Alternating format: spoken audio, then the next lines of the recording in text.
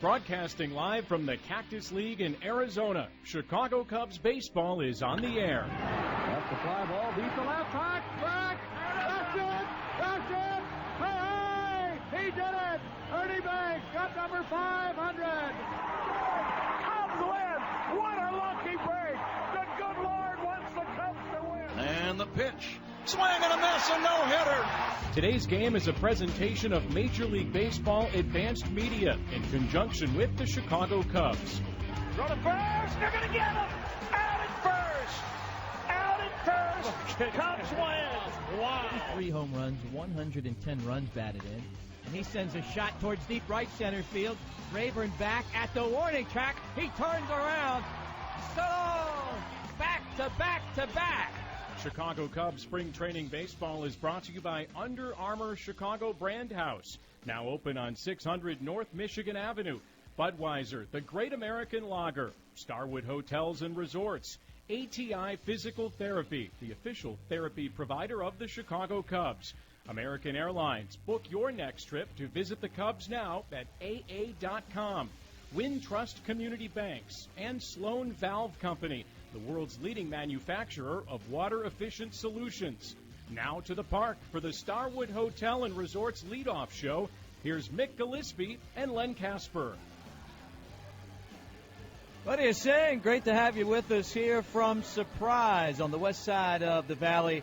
As today, the Chicago Cubs and the Kansas City Royals, a possible World Series preview, will play an exhibition game in the Cactus League. Hi, everybody, along with Joey Liberatore, our on-site engineer. I'm Mick Gillespie. Great to have you with us here on Cubs.com. Today, the Cubs 4-10-1 take on the Kansas City Royals, the defending World Series champions from a year ago, and two-time defending AL champs. Their spring training record is 6-10. Yesterday, the Cubs got a victory. They beat San Diego not too far from here. That ball game played in Peoria. 11-1 final. The Cubs scored 5 runs in the first inning. They had their best offensive output of the Cactus League. They scored 11 total runs. Jason Hayward was 2 for 4. He had a couple of doubles and 3 RBIs. Javier Baez had a couple of runs batted in a 1 for 4 game. And how about minor leaguer John Andrioli? An inside-the-park home run in that ball game. Chris Negron also went deep as he tries to find a spot on the Cubs roster.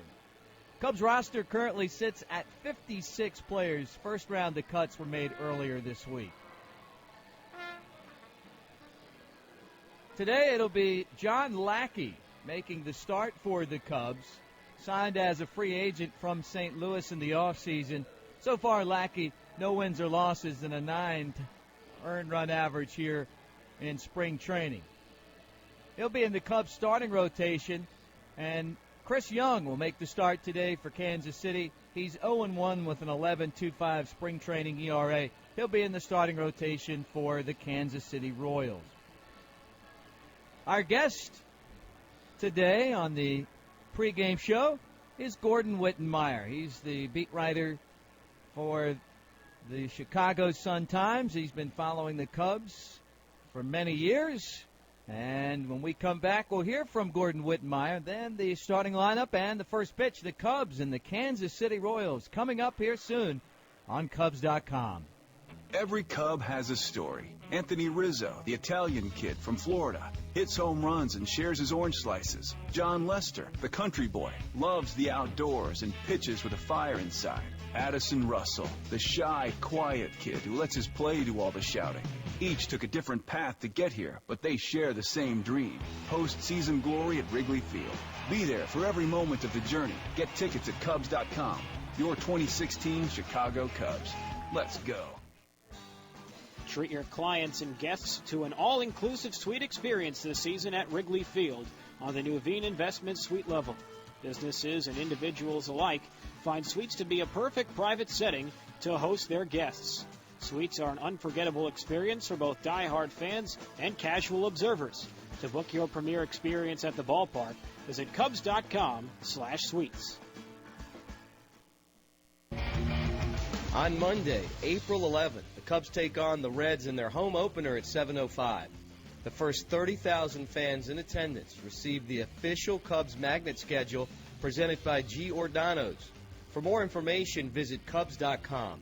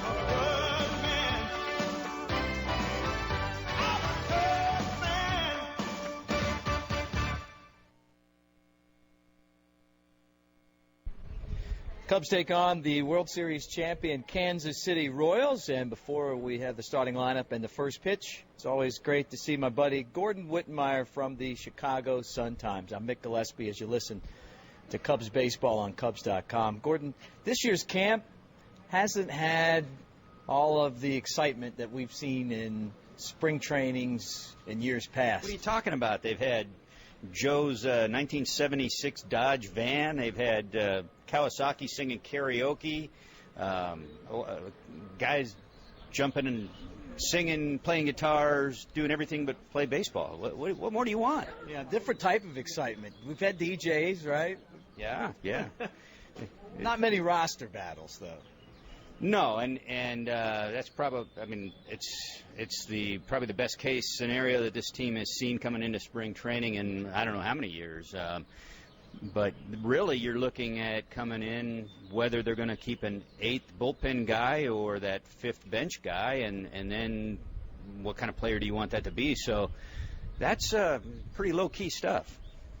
Last year's team got to the NL Championship Series, so they were really close to going to the World Series, and then they went out in the offseason and made that team better.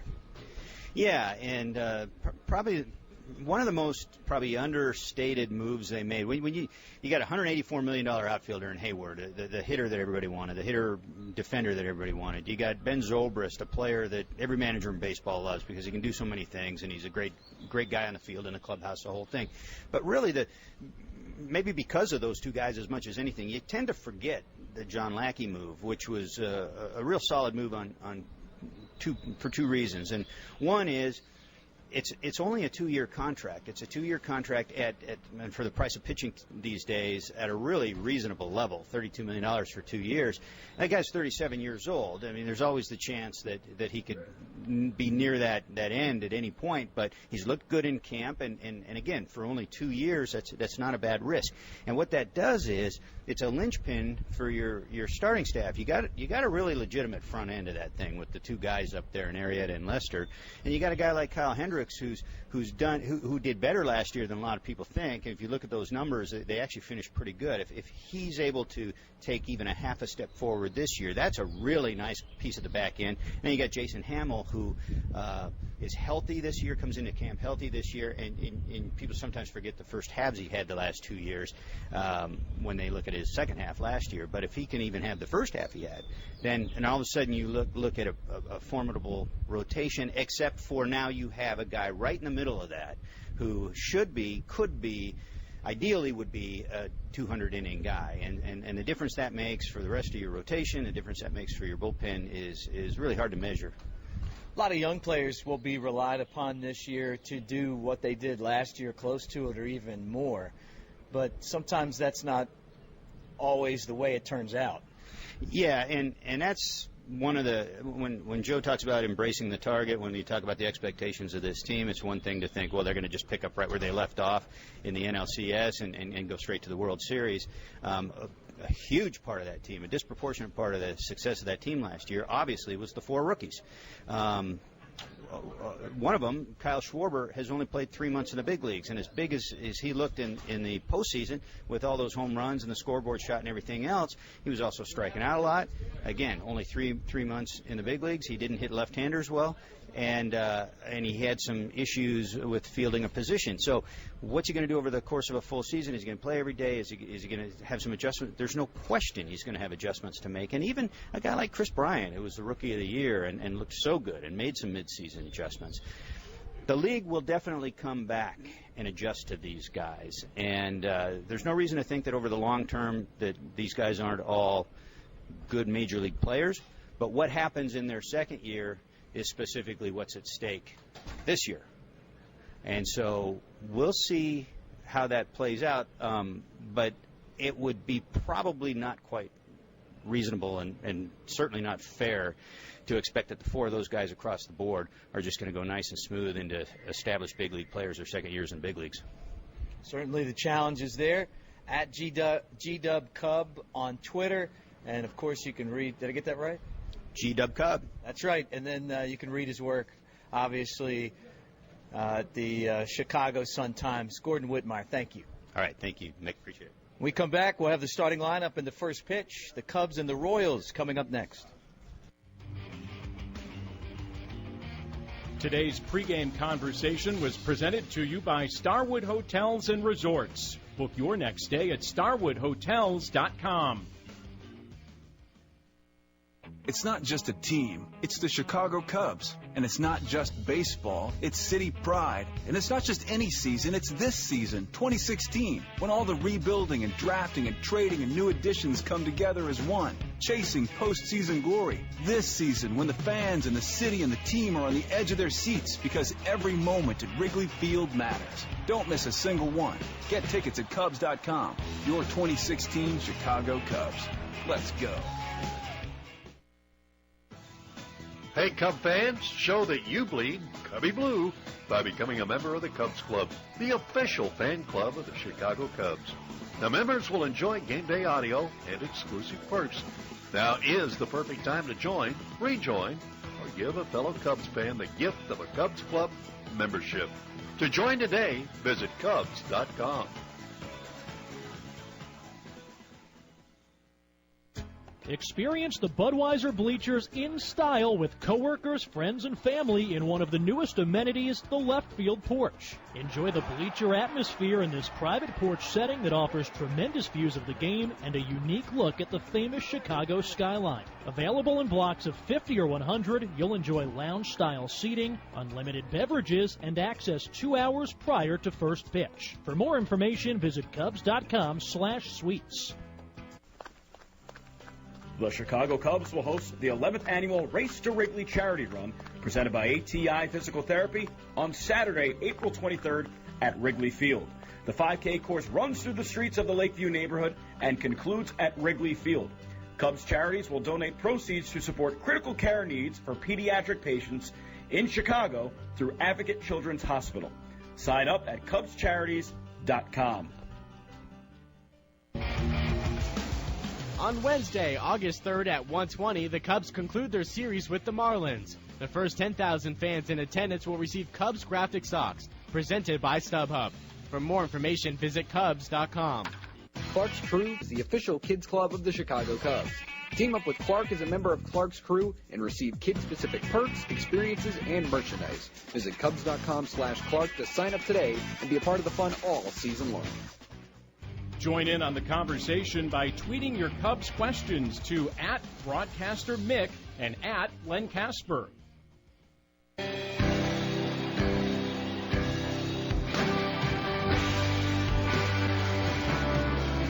Here we go. Baseball in surprise today. A gorgeous afternoon as we get set for the Kansas City Royals and the Chicago Cubs. Let's take a look at the Cubs lineup. Ben Zobrist to lead off. He's at second base. Addison Russell second at shortstop. Chris Bryant third, and he'll play third. Batting fourth and catching, Miguel Montero. Jorge Soler's in left field fifth. Javier Baez, the center fielder today. He'll hit sixth. Jesus Guzman at first base seventh. Eighth in right field, John Andrioli. And pitcher John Lackey will bat ninth. which means the Cubs for the first time this spring with a National League-style lineup. They'll face the offerings of Chris Young. Young 11-6 and a 3.06 ERA a year ago. 18 starts, 34 total games for Kansas City. He walked 43, struck out 83. Here's Ben Zobrist heading to the plate. He was part of that Royals World Series championship team a year ago, and he gets a nice round of applause, not just from Cubs fans, and there are a lot here at Surprise Stadium, but also Royals fans who appreciate his service from last year's special team. Chris Young dusts off the rubber. And the right-hander ready, 6'10", 225. And the first pitch he throws is bounced to Eric Hosmer at first. He'll scoop it up, run to the bag, and at 1:05 here local time, we have out number one. Raymond Fuentes in left. Lorenzo Cain in center. Paulo Orlando in right field. Mike Moustakas at third.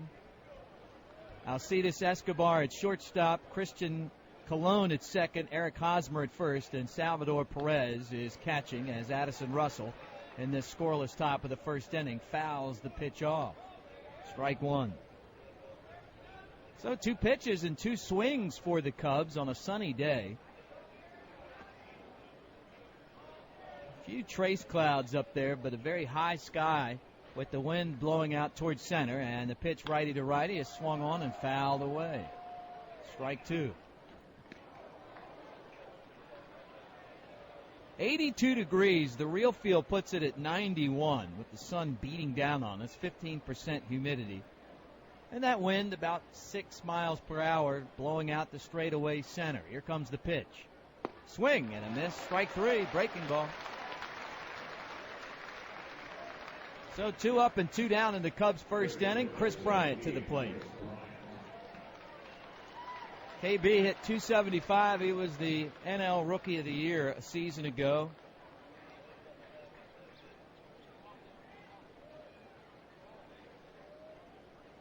.99 runs batted in.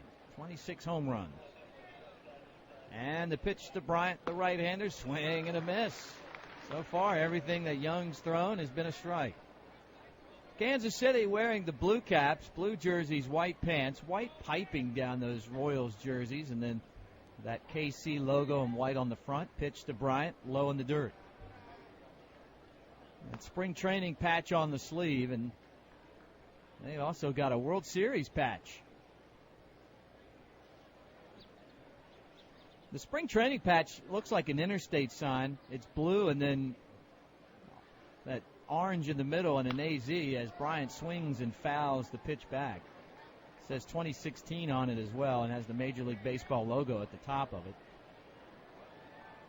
Cubs have that same patch on their left sleeve. Cubby blue hats and batting helmets, solid blue jerseys and gray pants for the Cubs in the scoreless first. And Bryant takes just a little low.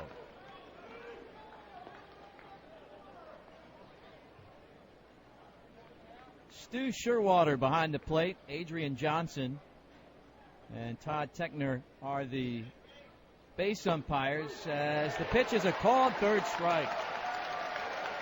Bryant out looking, and that does it for the Cubs. We've played a half inning in Surprise. The Cubs nothing. The Kansas City Royals coming up. Take home a game used or autographed item and help benefit Cubs charities. Cubs Authentics is a premier outlet for all MLB authenticated Cubs memorabilia. Visit Cubs.com/authentics to bid on weekly auction items and to pre-order game used bases and baseballs. The Cubs will donate net proceeds from the sale of Cubs Authentics items to Cubs charities. On the road or at home, Cubs Destinations provide the most exclusive access for any Cubs fan. Cubs Destinations travel packages include game tickets, hotel accommodations, ballpark tours, and a private meet and greet with a current Cubs player. For more information or to book your next trip, visit Cubs.com/travel. On Saturday, April 30th, the Cubs battle the Atlanta Braves at 1:20. The first 10,000 fans in attendance receive a Ron Santo replica statue presented by TransUnion. For more information, including ticket availability, visit Cubs.com.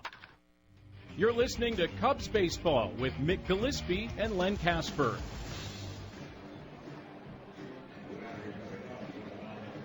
Scoreless as we move to the bottom of the first inning, so Kansas City will have their first at bat on their home turf.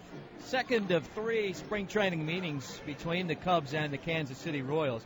Let's take a look at Kansas City's batting lineup against John Lackey, leading off as the shortstop today, as always, Alcides Escobar. Hitting second at third base, Mike Moustakas. Batting third in center field, Lorenzo Cain. Hitting fourth, the first baseman, Eric Hosmer. Batting fifth and designating the hitting spot today is Kendrys Morales, the DH. Hitting sixth and catching, Salvador Perez. Batting seventh at second base, Christian Colon. Hitting eighth in right field, Paulo Orlando. And then batting ninth in left field is Raymond Fuentes. And that means that the Cubs are using National League rules and the Royals American League rules. Opposite of yesterday when the Cubs played the Padres. Padres had the pitcher's bat, and Cubs used the DH. Escobar up there from the right side, and here's John Lackey's pitch, and it misses inside, ball one. Escobar, a .257 hitter a season ago, 3 home runs and 46 RBIs. Swings and hits a one-hop smash to his former teammate, Zobrist. The second baseman backs up one step, plays at belt level, throws to first, and Escobar's out.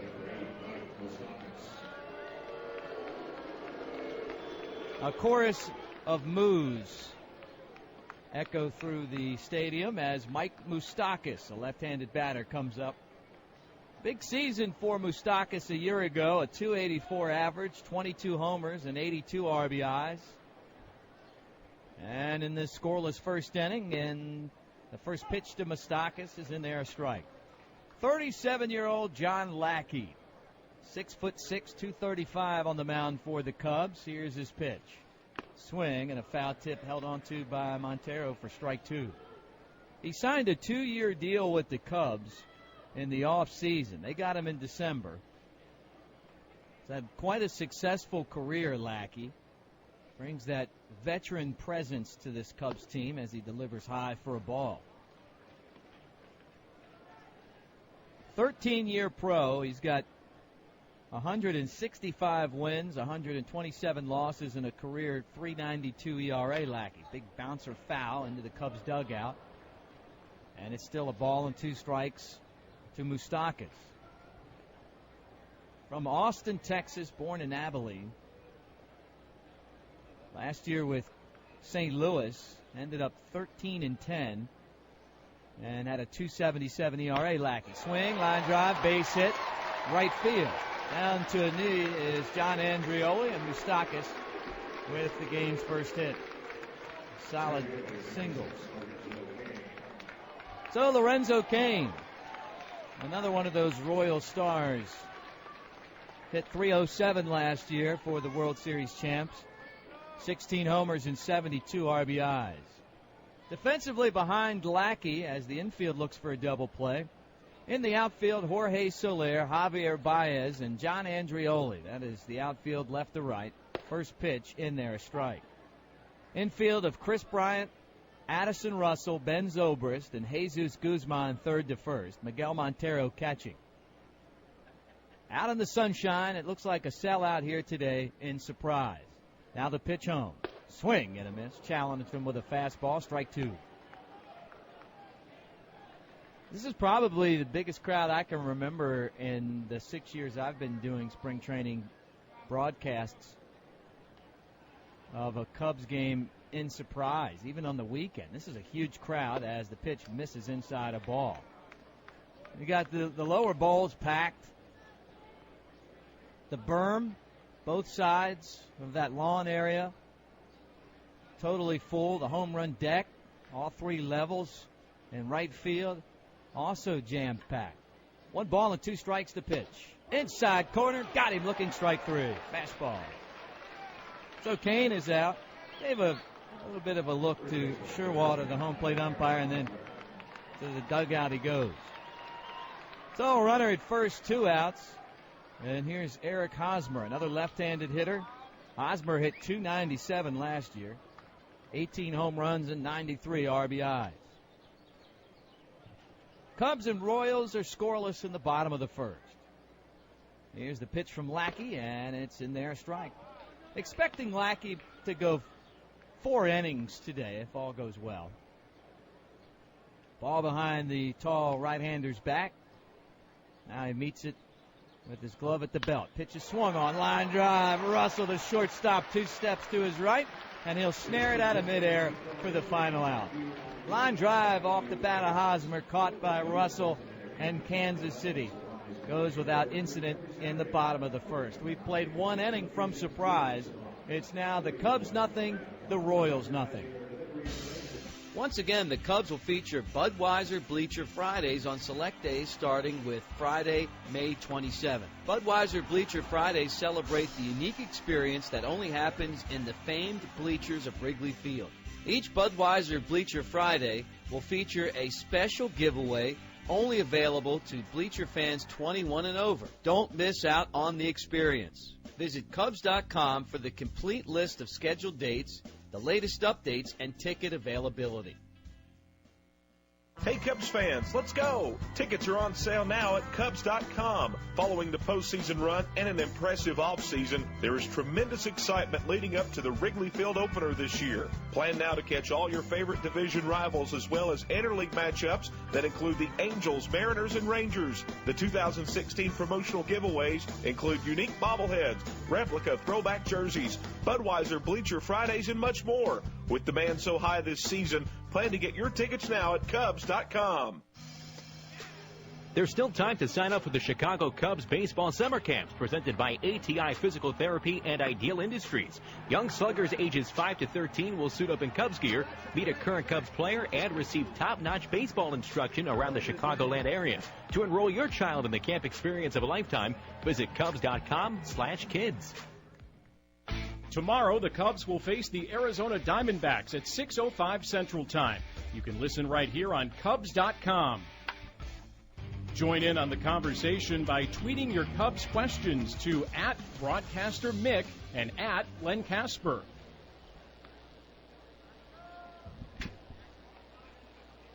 Miguel Montero leads off for the Cubs. Scoreless game, top of the second inning. Montero's had a huge spring so far. And the first pitch of the second inning to Montero is a called strike. Scoreless game. Kansas City with the game's lone hit so far. And this time Montero swings and belts one down the right field line. After it, Orlando. He can't get there in the air. He plays it on a bounce. And right near the foul line, he'll twirl and throw from foul territory. And Montero stops at first with a long single. Montero started this game with a .438 springtime batting average. That hit makes him 8 for 17 now. And an on-base percentage of over 500, closing in on 600. Jorge Soler will bat. Runner at first. No outs in the Cubs' second inning. First pitch, swing, double play bouncer, right to the shortstop. Escobar's got it. He goes to second for one, and Colon's relay back to first in plenty of time, 2 out. Boy, that was custom made. I'm talking about a rocket. Bounced right at the shortstop, and he quickly turned that in to a double play.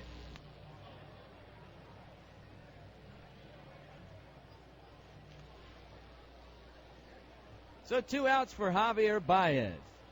Baez, one of the big stories this spring. And the first pitch in the scoreless second inning is a strike. .289 average in the big leagues a year ago. He had a home run and 4 RBIs. It's been interesting today. He's in center. We've seen him play the entire infield. He's played some first base this Cactus League as the pitch is swung on and popped up. First base side of the infield, coming down the line in Hosmer. The first baseman's under it. He looks up into that sky and makes the catch. And that's it for Baez. That also does it for the Cubs. We enter the home half of the second inning. The Cubs and the Royals, 0-0. Every Cub has a story. Anthony Rizzo, the Italian kid from Florida, hits home runs and shares his orange slices. John Lester, the country boy, loves the outdoors and pitches with a fire inside. Addison Russell, the shy, quiet kid who lets his play do all the shouting. Each took a different path to get here, but they share the same dream. Postseason glory at Wrigley Field. Be there for every moment of the journey. Get tickets at Cubs.com. Your 2016 Chicago Cubs. Let's go. Treat your clients and guests to an all-inclusive suite experience this season at Wrigley Field on the new Veen Investment Suite level. Businesses and individuals alike find suites to be a perfect private setting to host their guests. Suites are an unforgettable experience for both die-hard fans and casual observers. To book your premier experience at the ballpark, visit Cubs.com/suites. You know, a lot of people think I have the best seat in the house. No way. The best seat in the house is right here. Cheering on the Cubs with the greatest fans in the world and the greatest beer in the world, Budweiser. Yeah, nothing quenches a Cub fan's thirst for victory quite like the king of beer. Oh, now here comes another one. Cub fans, this Bud's for you. You're listening to Cubs Baseball with Mick Gillespie and Len Casper.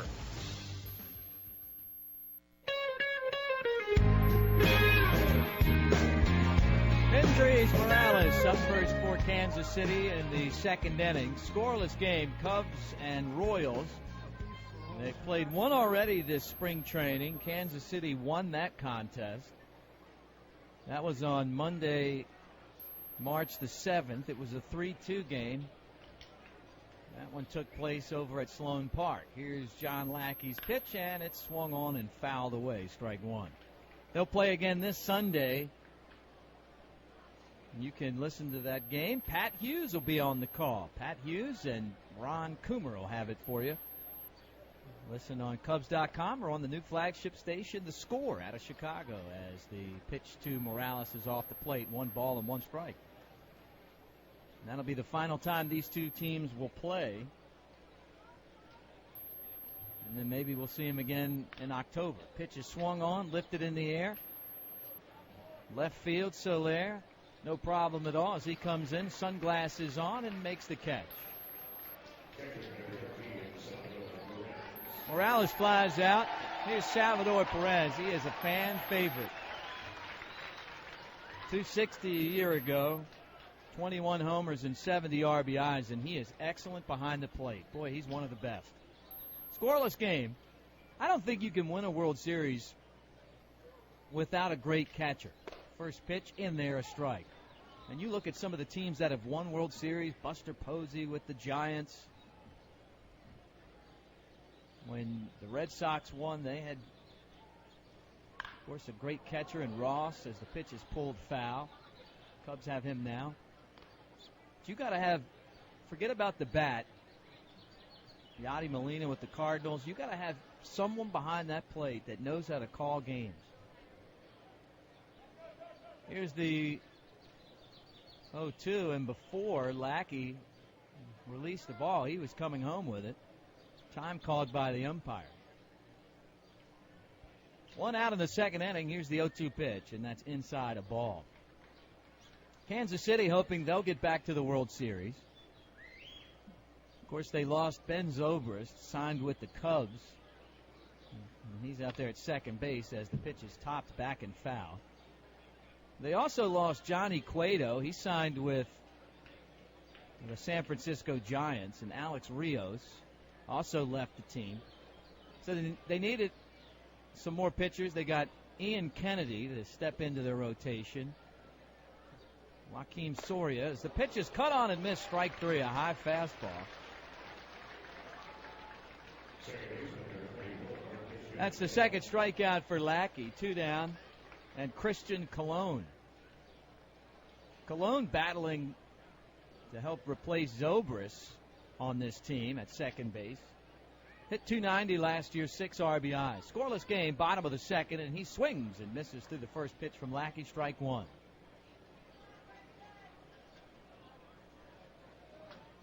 You figure for a team that won the World Series, they really didn't lose,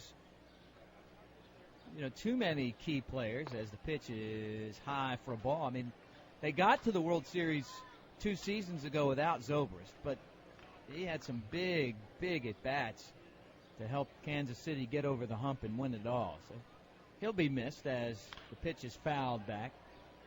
You can't replace Johnny Cueto, although he was traded by Cincinnati to Kansas City, so they didn't have him a couple of years ago when they went to the World Series. So you're not looking at the core of this team. Escobar, Moustakas, Kane, Hosmer. There's a line drive at Bryant at third, and he catches that torpedo visor high for the final out.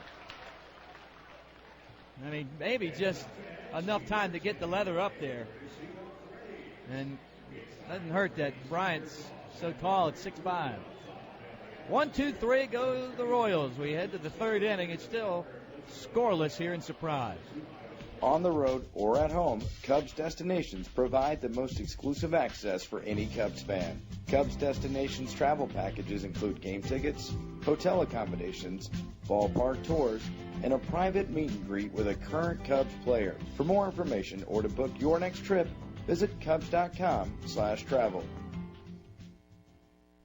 It's not just a team, it's the Chicago Cubs. And it's not just baseball, it's city pride. And it's not just any season, it's this season, 2016, when all the rebuilding and drafting and trading and new additions come together as one, chasing postseason glory. This season, when the fans and the city and the team are on the edge of their seats because every moment at Wrigley Field matters. Don't miss a single one. Get tickets at Cubs.com. Your 2016 Chicago Cubs. Let's go. Clark, the official mascot of the Chicago Cubs, can be a part of your next event. From community outings to wedding receptions and birthday parties, Clark wants to be invited. Visit Cubs.com/kids for more information on bringing Clark to your next party. On Saturday, September 3rd, the Cubs take on the Giants at 1:20. The first 10,000 fans in attendance receive a Cubs tumbler presented by Pepsi. For more information and ticket availability, visit Cubs.com.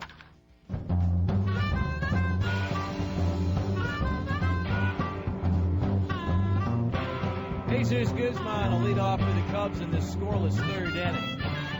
Both the Cubs and the Royals, no runs, a hit, and no errors.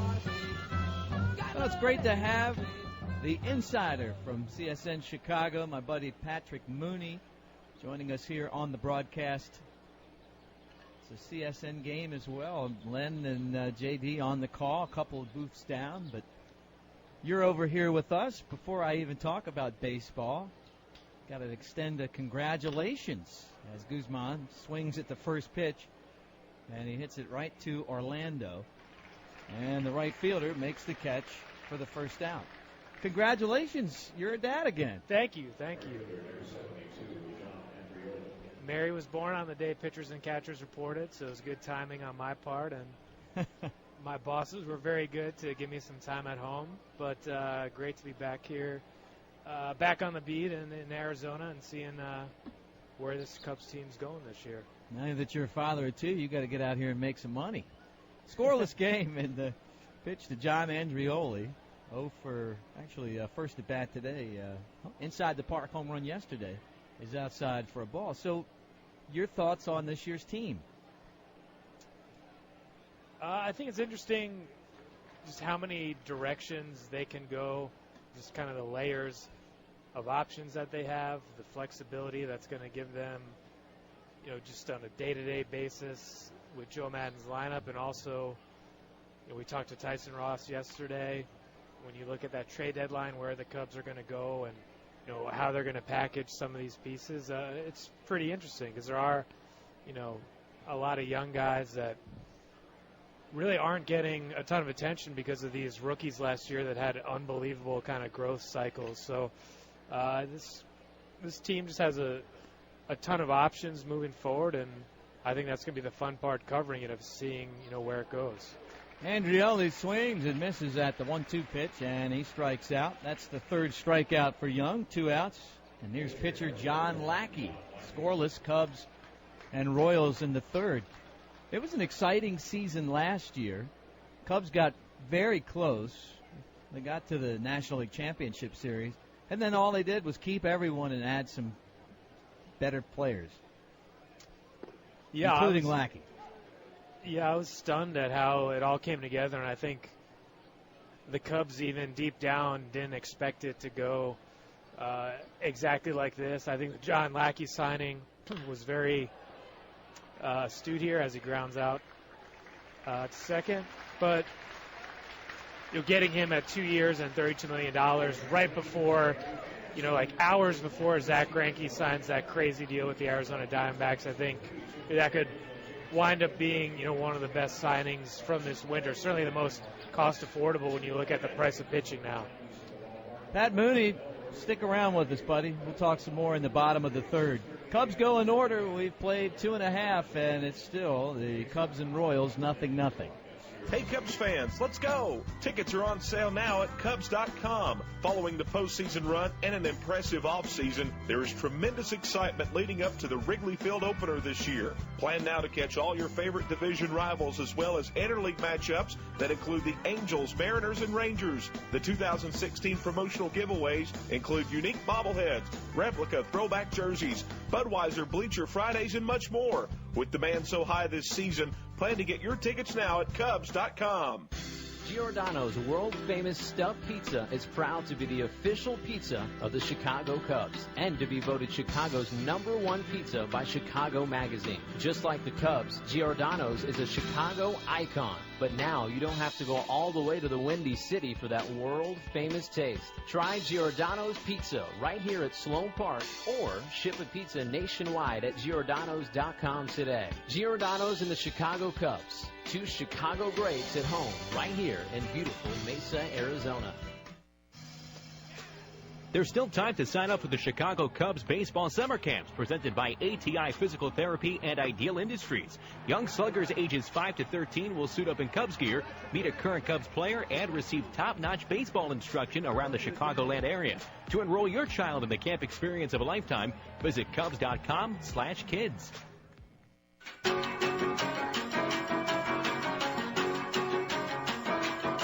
Paulo Orlando leading off for Kansas City in the bottom of the third inning. Great to have you with us here on Cubs.com. Rick Gillespie with Patrick Mooney from CSN Chicago, and I'm sure many of you recognize his face from his time spent on the Cubs TV broadcast, or maybe you've read a lot of his work at CSNChicago.com. He's the insider, and he's our guest here as the Cubs and Royals play a scoreless spring training game in the third inning. We talked a little bit about having John Lackey and signing him, and then big part of today's game, Ben Zobrist. He was with Kansas City. They won it all last year, and the Cubs go out and they add him. Yeah, it's a guy they've been kind of obsessing over for a while now. They tried to trade for him out of Tampa Bay.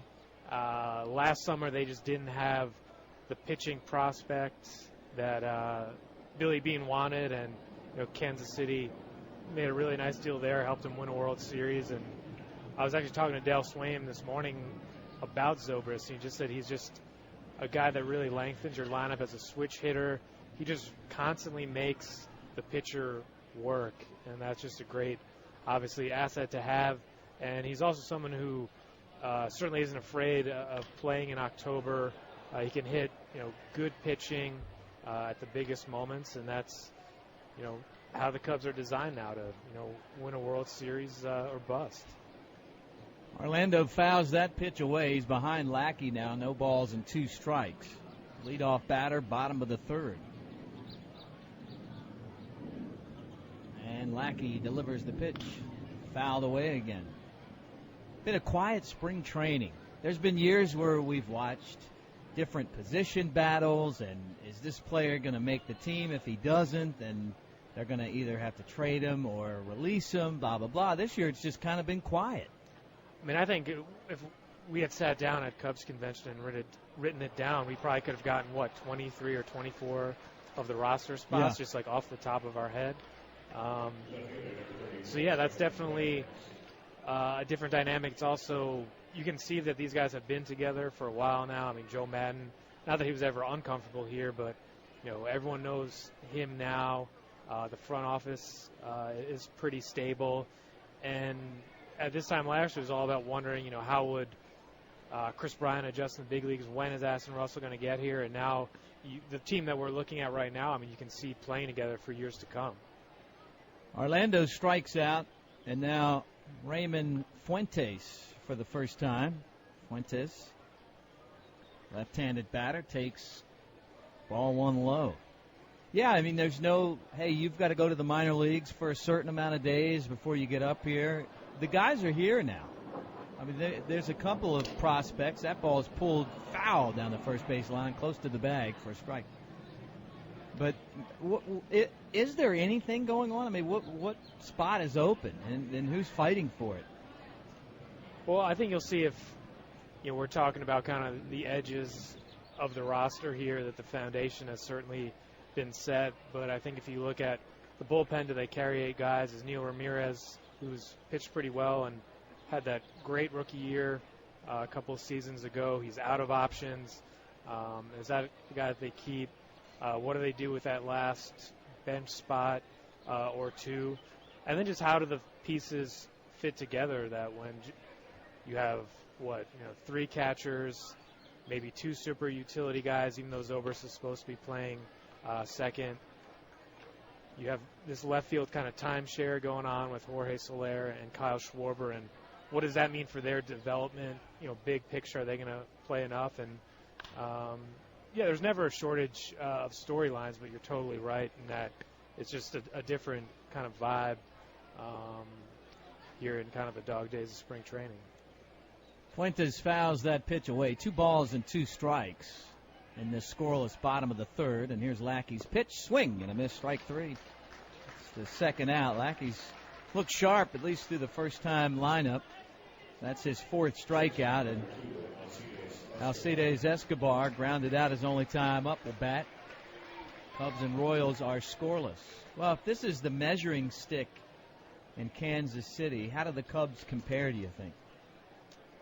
Yeah, I mean, that's a fascinating question. I think you saw the Royals were able to handle, a dominant New York Mets pitching staff that the Cubs had trouble with. There's a high drive, deep left center field. Baez back, and it's going to be off the wall, and then it caroms right by him. The left fielder, Soler, runs it down. Rounding second and heading to third is Escobar, and he's in there standing with a triple. He just hit that ball in the air over top of Baez and Soler, and it hit the green pads at the base of the lawn seating, and it sprung past both men. And there's a runner at third with 2 outs from Mike Moustakas, who's 1 for 1 with a single. It's only the second hit of the ball game for Kansas City.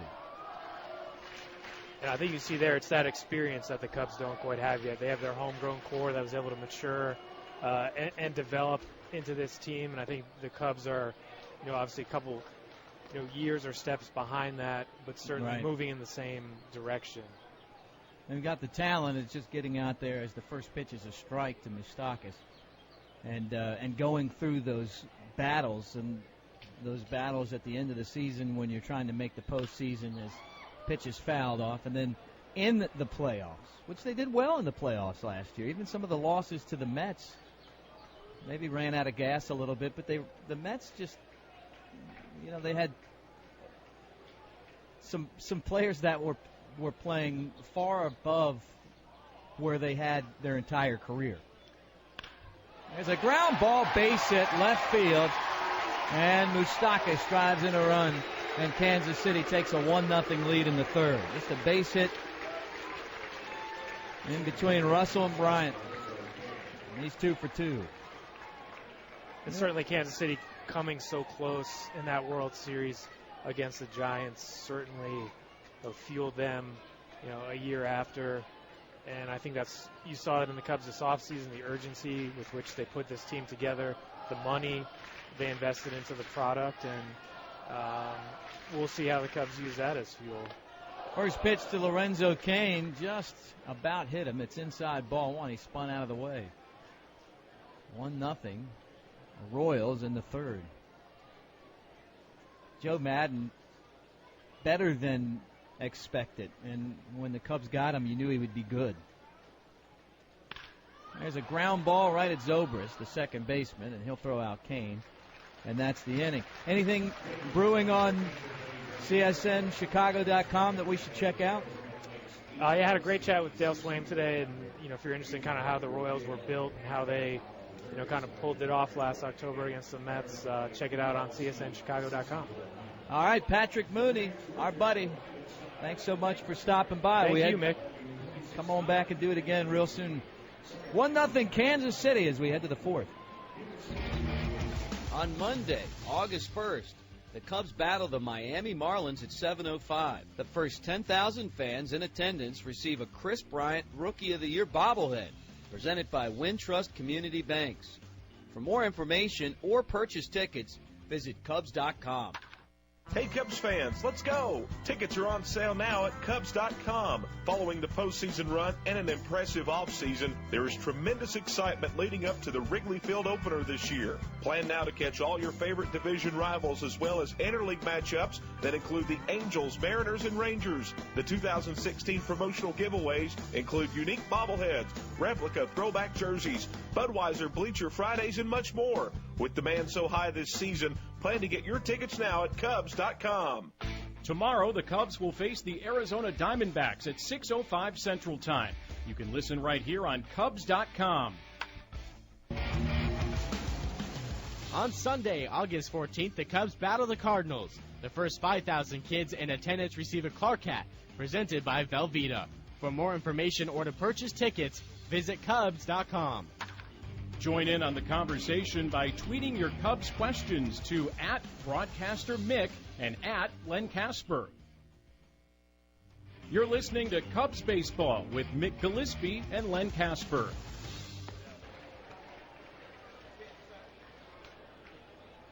Great to have you with us here on Cubs.com. Ben Zobrist, Addison Russell, and Chris Bryant, the top of the Cubs lineup to take on the Royals here in this fourth inning. Kansas City with a 1-0 lead. Mike Moustakas with an RBI single. That was in the bottom of the third. Great to have Pat Mooney on with us last inning, get his insight. And the first pitch to Zobrist is a strike. Zobrist grounded out on the first pitch of the ball game. Hit it right at Eric Hosmer. Here's the pitch on the way, and that one is high for a ball. Would love to hear from you at Broadcaster Mick. That's my Twitter handle. Comments, questions. Here's the 1-1. Swing, topped foul. Talk about how great this season was.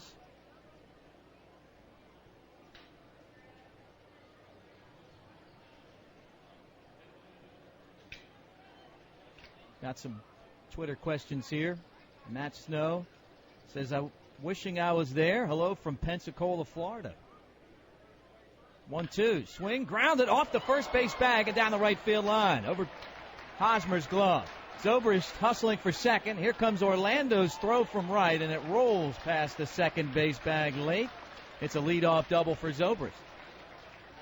He pulled that ball down the line, and Hosmer was in position to get to it, but it hit the first base bag and then shot over top of him. And with the speed that Zobrist runs with, pretty easy double.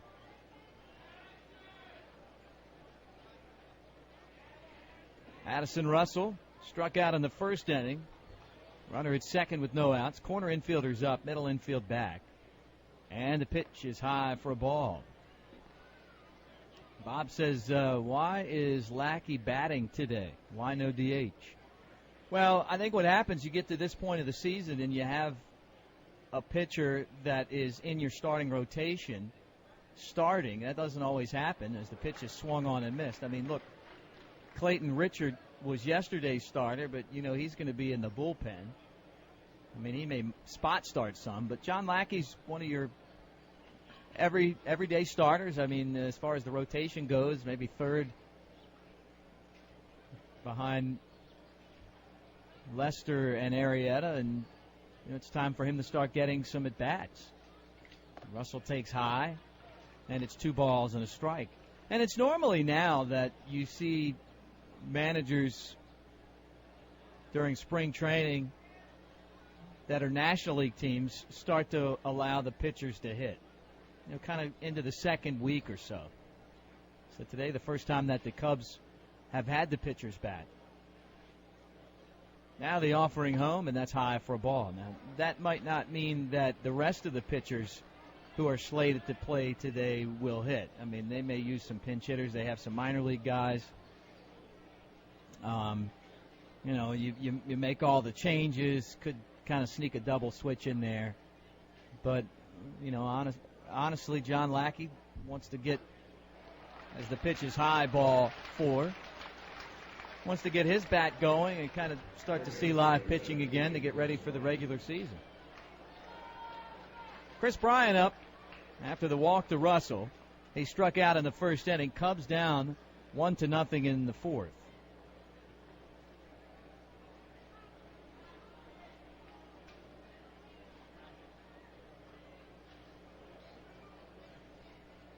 Here's a Cubs fan, Chris. He says that the World Series talk scares him. Too soon, he says. Well, got to embrace the target. Isn't that what Joe Batten said? First pitch, fouled back, strike 1.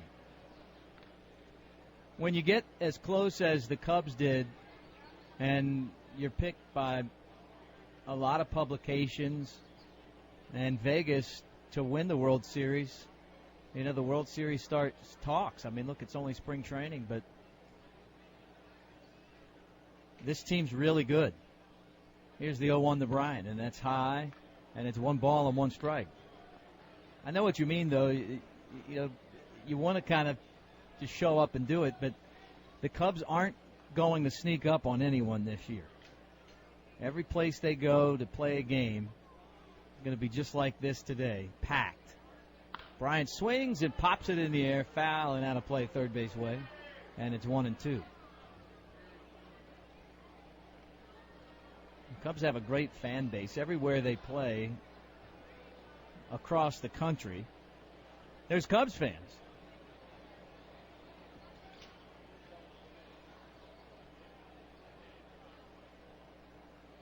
Joe says he's enjoying listening to today's game. Bryant swings and clobbers one in the air, but I think he got under it a touch. Kane, the center fielder, back, using his glove to shade his eyes, and makes the catch. Zobrist tags from second, and the potential tying run is now over to third. Bryant skies out the straightaway center, and there are runners on the corners with 1 out for Miguel Montero. Great to say hey to Ben Kelly. He's listening today. And all of you chiming in on Twitter. And we'll continue to keep an eye on the Twitter feed throughout the game. Miguel Montero continued his torrid spring training bat with a single in the second inning. 8 for 17 this spring at the plate. And the pitch to the left-handed batting catcher's high, ball 1. 1-0 Kansas City in the fourth.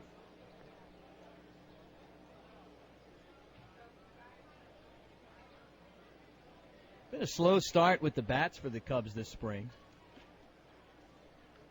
Picked it up yesterday, though, with 5 runs in the first as Russell draws a throw and dives back in safely. 11 total in the game. First week or so, Cubs couldn't get out of the 3 runs or less range. Here's the offering from Young, and that's high and outside.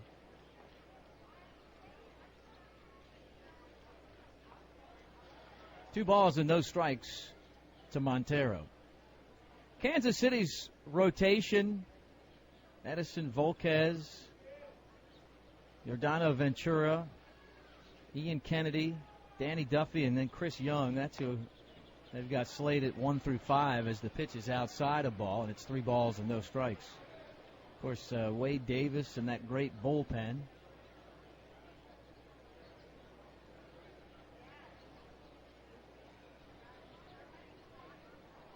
Got Ian Kennedy from Kansas City last year. Kind of fill that spot that Johnny Cueto left open when he signed with San Francisco. So that's one big difference to that starting rotation. Here's Young's pitch. And that's high, ball 4, and the bases are loaded. Second walk he's issued here in the 4th. So now the sacks are jammed, and Jorge Soler coming up. Hit into a 6-4-3 double play in the 2nd inning, and Chris Young and the Royals hoping he does the same here in the 4th. Cubs hoping that he can tie the game or better. Bases loaded and only 1 out. Zobrist at 3rd, Russell at 2nd, and Montero at 1st. Sun shining, blue sky overhead. Wind is pushing out towards center. Here's the pitch to the right-handed batter, and he swings through a changeup, strike 1, way out in front. Soler had 10 home runs and 47 RBIs last year. Hit .262. When he was healthy, he was the Cubs' starting right fielder.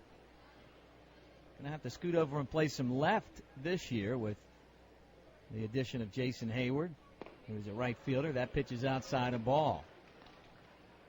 1 ball and 1 strike, laid off that slider away.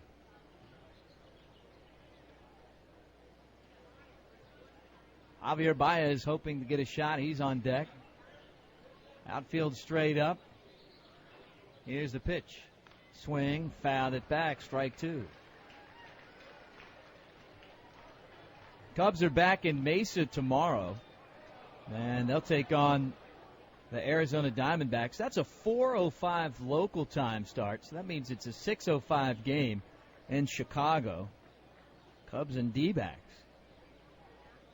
It's a little bit different, a TV time. Instead, most of the games here are 1 o'clock. Soler watches as the pitch is on the outside corner, called strike 3.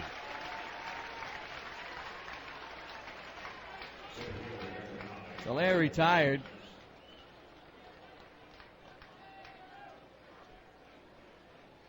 And with 2 outs and the bases loaded,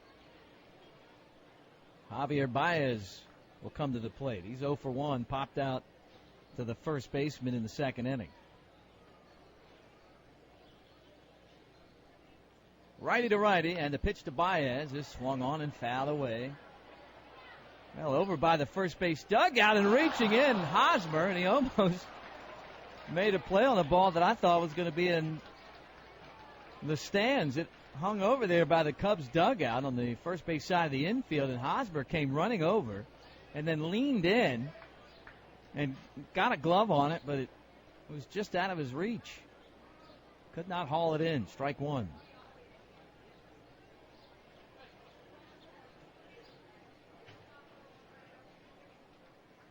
Pitch to Baez is high for a ball. Baez hitting .200 this Cactus League. Nowhere to put him. Bases loaded. Brandon Hyde is the Cubs' first base coach. Gary Jones handles 3rd as the pitch is just a little high and inside, close. And it's 2-1. Baez yesterday had a 2-run single in that win over the Padres.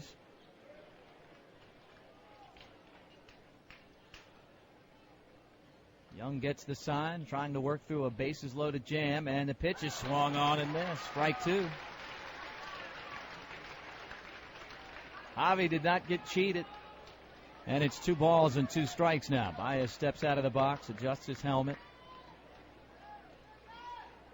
Back to the plate he goes. 2-2. Zobrist led off the inning with a double. He's at 3rd. Now the pitch. Swing and a miss. Got him. Cubs load the bases, but Young comes back to strike out Soler and Baez, and the Cubs can't tie it or take the lead. We head to the bottom of the fourth inning. It's still Kansas City 1, the Cubs nothing. Hey, Cubs fans, let's go. Tickets are on sale now at Cubs.com. Following the postseason run and an impressive offseason, there is tremendous excitement leading up to the Wrigley Field opener this year. Plan now to catch all your favorite division rivals as well as interleague matchups that include the Angels, Mariners, and Rangers. The 2016 promotional giveaways include unique bobbleheads, replica throwback jerseys, Budweiser Bleacher Fridays, and much more. With demand so high this season, plan to get your tickets now at Cubs.com. Experience the Budweiser bleachers in style with coworkers, friends, and family in one of the newest amenities, the left field porch. Enjoy the bleacher atmosphere in this private porch setting that offers tremendous views of the game and a unique look at the famous Chicago skyline. Available in blocks of 50 or 100, you'll enjoy lounge-style seating, unlimited beverages, and access 2 hours prior to first pitch. For more information, visit Cubs.com/suites. On Saturday, September 18th, the Cubs battle the Brewers at 3:05. The first 10,000 fans in attendance receive a Kyle Schwarber home run bobblehead presented by Comcast Sportsnet. For more information or to purchase tickets, visit Cubs.com. You know, during the off-season, I'm the mayor of Rush Street. But once the Cubbies take the field, I'm the mayor of Sheffield Avenue. Right, Ray? That's right, Mr. Mayor. And my platform, plenty of Cub victories and plenty of ice-cold Budweiser. Now, that's a winning ticket any bleacher bum can vote for. Can a bum vote twice? Holy cow, why not? Cub fans, this Bud's for you. Now that's what I call serving the people.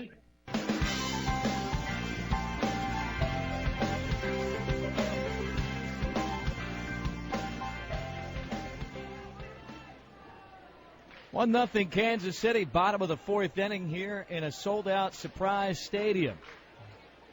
Eric Hosmer leads off, and the first pitch from John Lackey is outside, ball one. Hosmer laced a line drive at Addison Russell his first time up, lined out. Here's the pitch to the left, and he swings, and clubs one in the air towards left. Soler to his right with a beat on it. And he makes the one-handed catch just shy of the warning track for the first out. So Hosmer is 0 for 2. Kendrys Morales. Boy, he had a great year for Kansas City last season. 0 for 1 today with a fly out the left. He hit .290, had 22 homers and 106 RBIs. Left-handed swinger. Cubs put a big shift on for him. And the first pitch is in there for a strike. They got Zobrist out in shallow right field. Russell, the shortstop, now on the second base side of the infield. And Guzman, the first baseman, playing deep near the line. Bryant, the third baseman, over where the shortstop would normally be. And Morales takes a strike. 1-0 Kansas City. They scored last inning on the Moustakas single. Escobar tripled with 2 outs and came in on the base hit to left. Now the 0-2. Swing, bounced the other way, and he hit it in the left. With no third baseman there, Morales took advantage of the shift, and he singled. Every time I see a shift like that, I wonder why more hitters don't do that. He just reached out and just flicked it. And with no one over there, it's an easy hit. Salvador Perez with a 1-0 Kansas City lead at the plate. 1 on and 1 out here in the fourth. Struck out his only time up. 350 to the foul poles here as the pitch is off the plate. Ball one. Foul poles are in the bullpen. There's a swing and a foul ball. And you look down the right field line, and you can actually see the pole, which is right there by the chain link fence. Bullpen pitchers and the rest of the crew out there sitting on folding chairs behind it. And now down the left field line, it's not in the middle of the bullpen like and right. Perez swings at that pitch down and in. Strike two, he missed it. It's right by the utility gate, though. Right next to it and left. 379 into the alleys, and then 400 straightaway center field. Lawn seats packed today.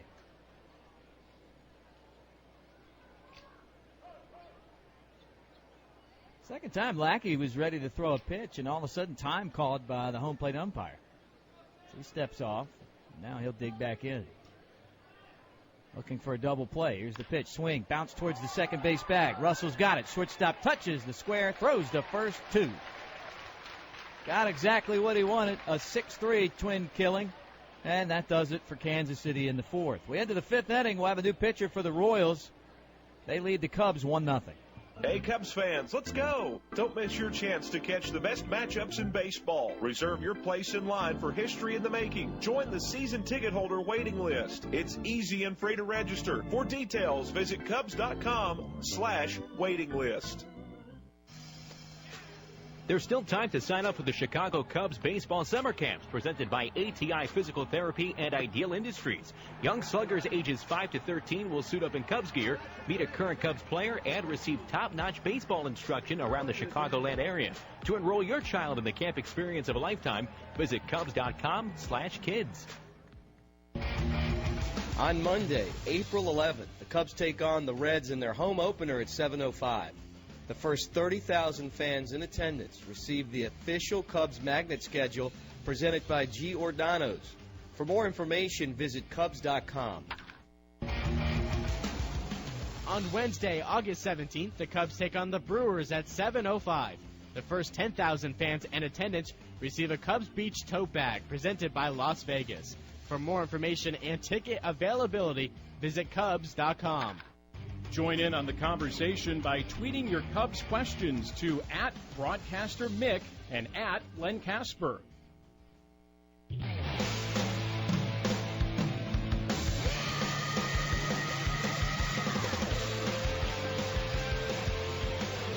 Joaquin Soria has now pitched for the Kansas City Royals, fifth inning. 1-0. The Royals lead the Cubs. Chris Young, 4 innings, 2 hits, no runs with 2 walks and 5 strikeouts. And in the fourth inning, he had the bases loaded with 1 out, and he struck out Soler and Baez to end the Cubs' threat.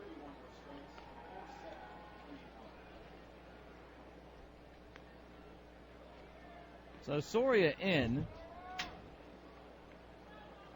Jesus Guzman flew out to right in the third inning. He's 0 for 1 at the plate.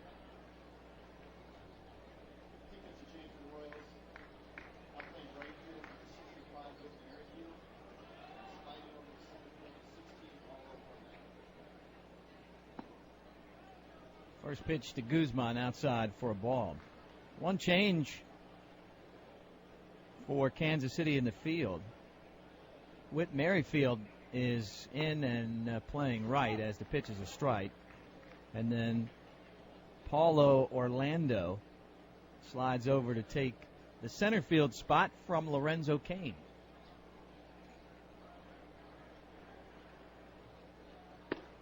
That pitch is inside, ball 2.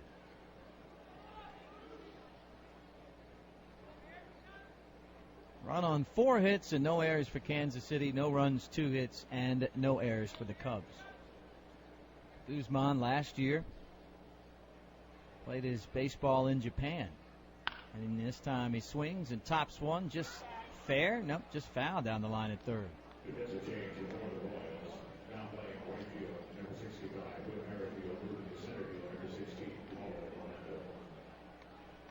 You might remember Guzman, though, for an epic bat flip. And most of you listening, if you haven't seen it, it was in a Venezuelan Winter League game. He hit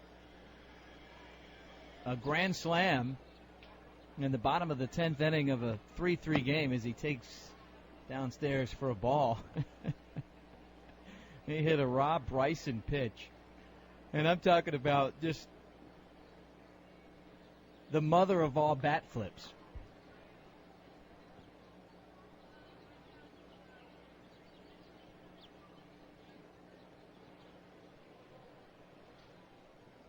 Here's the pitch to him, and he grounds it right at the second baseman, Colon.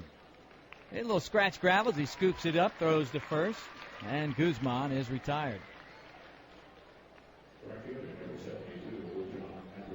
John Andrioli struck out his first time up. He's had a very good spring so far, Andrioli. 1-0, Kansas City in the fifth. Earning some playing time. Andrioli played for Iowa, the Cubs AAA team last year. 277 he hit as he takes inside ball one. He had 5 home runs and 32 RBIs in the Pacific Coast League.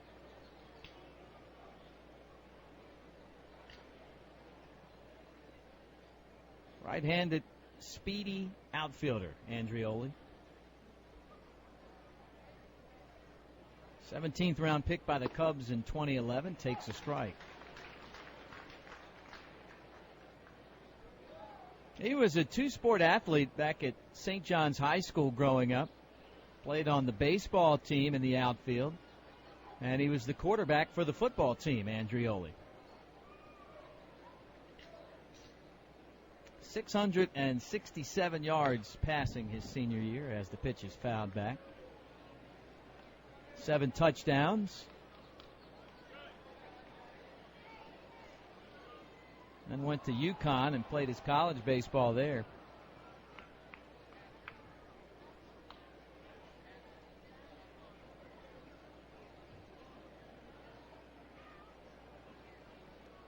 Ball and 2 strikes. Here it comes. That's in the dirt, a ball. Mentioned his dad was a football player at Holy Cross and played a year for the Patriots in the NFL. How about his sister? Catherine was a rower for Clemson. And his cousin, former Cub Daniel Bard. 2 balls, 2 strikes, and Andrioli steps out of the box, calls time.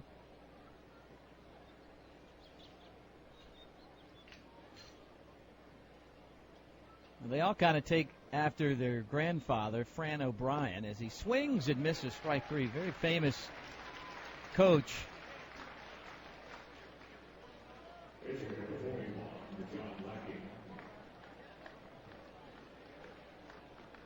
At MIT. So Andrioli's out, 2 down, and pitcher John Lackey at the plate. 0 for 1 in this ball game. He grounded out. Cubs trail it 1-0 as they bat in the 5th. Lackey's just going to bunt the ball. He squares the bunt and bunts it foul, strike 1. That's when you know that these games don't count.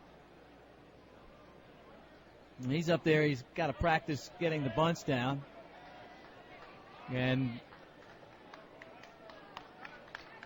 he's not up there to bunt for a hit. He's up there just to bunt, just to get down the bunt, which is something that he might do in the regular season. He squares the bunt again, and Moustakis, the third baseman, comes crashing in, and Lackey fouls it back, strike 2. In a regular season game, you would not bunt like this with none on and 2 outs in an inning. Saw Jake Arrieta intentionally, unintentionally walk a guy. That ball's bunted foul for strike 3. Just to put a man on base so he could work from the stretch in a game earlier this week. So that'll go down as a strikeout. Lackey's retired, and that does it for the Cubs and their half of the 5th inning. Kansas City coming back up. They lead the Cubs 1-0. You're listening to Cubs Baseball with Mick Gillespie and Len Casper.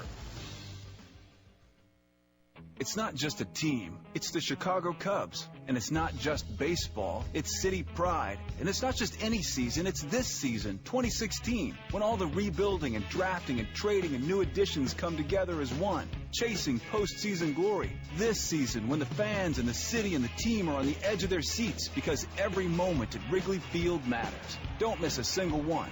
Get tickets at Cubs.com. Your 2016 Chicago Cubs. Let's go.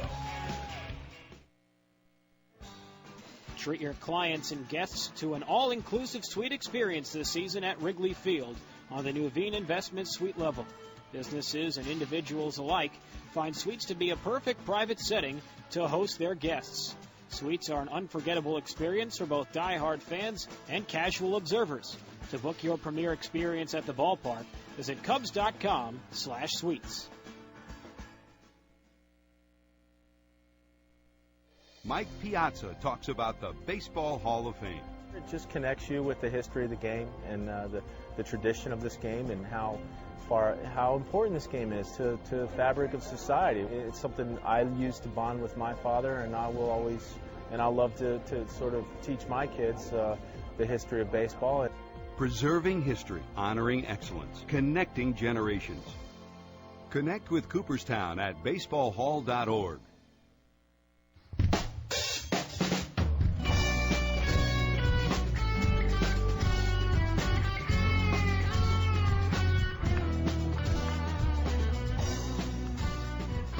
John Lackey back out to work the fifth inning in this Cactus League game. Cubs trail Kansas City 1-0 as you listen on Cubs.com.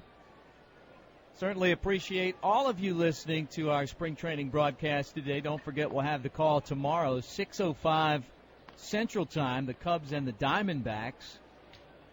Expecting another sellout from Sloan Park, and you can hear it again here on Cubs.com. It'll be Archie Bradley, young prospect in the Diamondbacks farm system, against right-hander Jason Hamill, part of the Cubs starting rotation. I'm figuring Hamill maybe starter number 4 for the Cubs. He's been really good so far this spring. A 1-0 record and a 0.00 ERA. Christian Colon, leadoff batter for Kansas City against Lackey in the fifth. And the first pitch is in there, a strike right under the elbow on the inside corner. Colon lined out to Bryant to end the second inning. He's 0 for 1. Cubs playing it straight up defensively as the pitch skips by the catcher Montero and goes all the way to the backstop. 1 ball and 1 strike.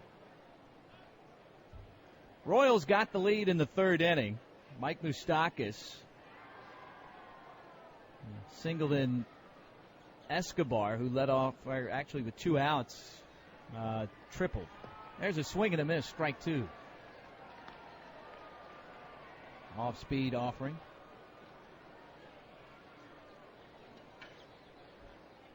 Lackey over his head, he kicks and deals. Swing, fly ball, deep left center field.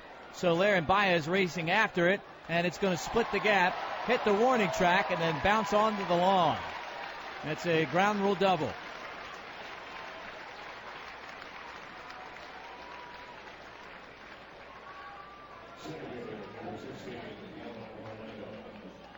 Colon was 0 for 23 during spring until that double. So Kansas City with their second extra base hit. And that's their 5th hit of the game. And they've got a runner at second with no outs. And Paulo Orlando squares the bunt, pulls it back, and then it hits Montero's shin guard and rolls into the Cubs dugout. Down the third goes Colon. And that's a pass ball on the catcher.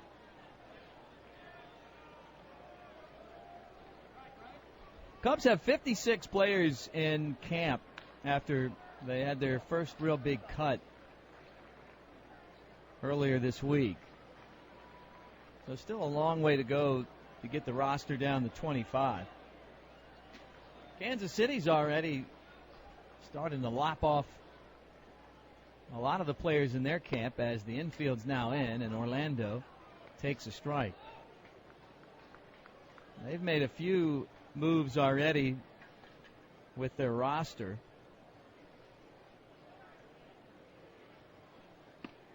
As the pitch misses, 2 balls and a strike. 1-0 Kansas City, and they're threatening with a man at third and no outs.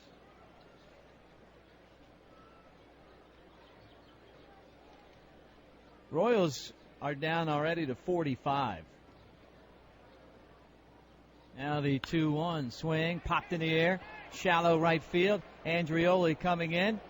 And Guzman and Zobrist in foul ground both pull up, and the ball falls behind him. So a lack of communication. Well, they're in, so they got a lot more room to cover than normal. Andrioli, the right fielder, had no chance at it. And to be honest with you, just by the positioning of the radio booths here, it's hard to tell when the ball's popped in the air that way down the first base where it's going to end up. Here's another pop-up. This one's on the other side of the infield. Addison Russell, the shortstop, curls around Chris Bryant, fights the sun, and then makes a one-handed catch. And you could hear the crowd kind of ooh as Russell was underneath of it, dealing with the harsh sun's glare, and then just kind of, instead of over his head, went to the side and caught it. So Orlando out, the infield stays in. Raymond Fuentes struck out his first time up, batting 1-0 Kansas City. Runner at third, and the pitch is just off the plate, ball one.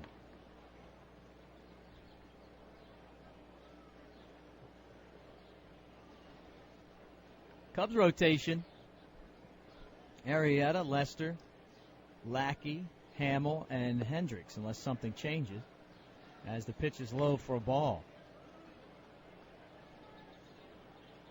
But what's good about this Cubs roster, Richard can start, Wood can start,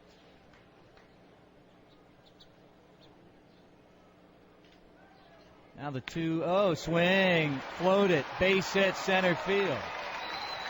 Fuentes drives home Colon, and Kansas City takes a 2-0 lead. Took advantage of the drawn-in infield. And he's had a good spring, hitting over 300, 318, and back to the top of the lineup. Alcides Escobar.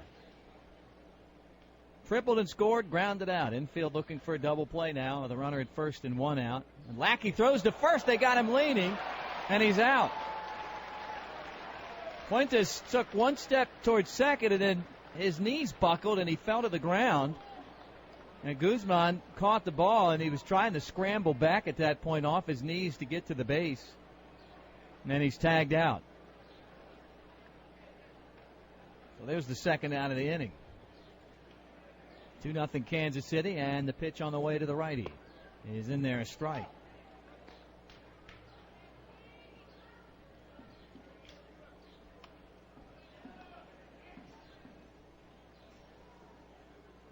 Now the offering inside and low. There's also tomorrow going to be what they call a B game that'll take place. 1-1. A called strike. That B game will take place tomorrow against Colorado at Salt River Field. It's a 10 a.m. game. Adam Warren will start for the Cubs. He's another one of those pitchers that can start or relieve. There's a ground ball at Russell, and he scoops it up and throws to first. And the side is retired. Kansas City gets another run. They do it on 2 hits. We've played 5 complete. Royals 2, Cubs nothing. Take home a game used or autographed item and help benefit Cubs charities. Cubs Authentics is a premier outlet for all MLB authenticated Cubs memorabilia. Visit Cubs.com/authentics to bid on weekly auction items and to pre-order game used bases and baseballs. The Cubs will donate net proceeds from the sale of Cubs Authentics items to Cubs charities. On Wednesday, July 20th, the Cubs play the New York Mets at 1:20. The first 10,000 fans in attendance receive a Jake Arrieta Cy Young Award bobblehead presented by Pepsi. For more information and ticket availability, visit Cubs.com. Tomorrow, the Cubs will face the Arizona Diamondbacks at 6:05 Central Time.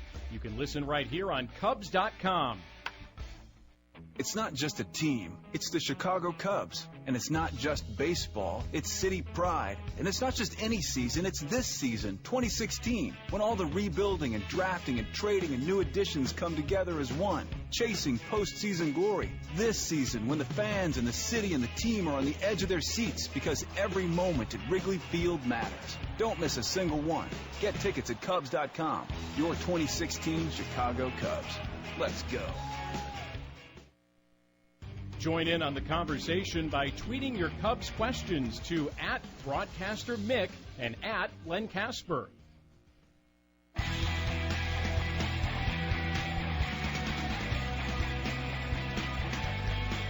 2-0 Kansas City in the 6th inning. Along with Joey Liberatore, I'm Nick Gillespie, Len Casper, Jim DeShays on the TV call here in Surprise. And glad to have you with us on Cubs.com. Len will be back on the air tomorrow when the Cubs take on the Diamondbacks at 6:05 Central Time. 2 runs on 5 hits and no errors for Kansas City. No runs, 2 hits, no errors for the Cubs. Let me get to more of your tweets, and we sure do appreciate those at Broadcaster Mick. First, though, a new pitcher into the ball game. Joakim Soria, 1 inning, and got the side in order with a couple of strikeouts for Kansas City. And now Luke Hochhaver is out of the pen, the big, tall righty. Ben Zobrist, for the 3rd time today, takes a strike. He's got a double and a ground out. 1 for 2, Zobrist.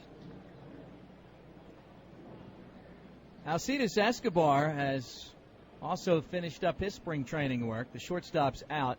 Clint Barmas takes over now at short for Kansas City as the pitch is a strike. Joe says he's enjoying listening.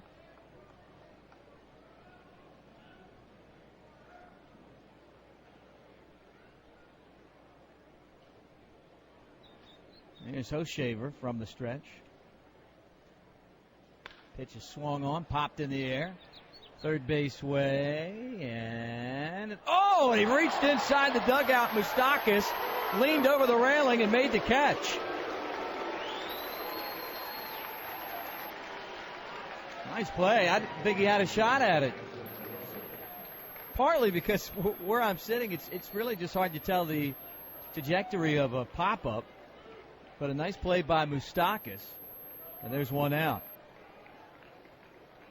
Addison Russell struck out and walked. Cubs trail by 2 in the 6th. Great to hear from Alex Cohen. He's tuned in. Russell, righty, swings and misses.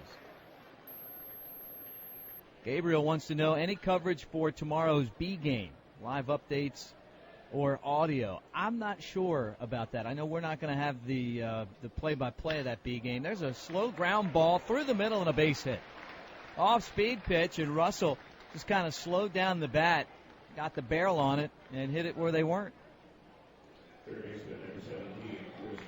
So a 1-out knock for the Cubs, and Chris Bryant 0 for 2 in the game coming up. Struck out and flew out.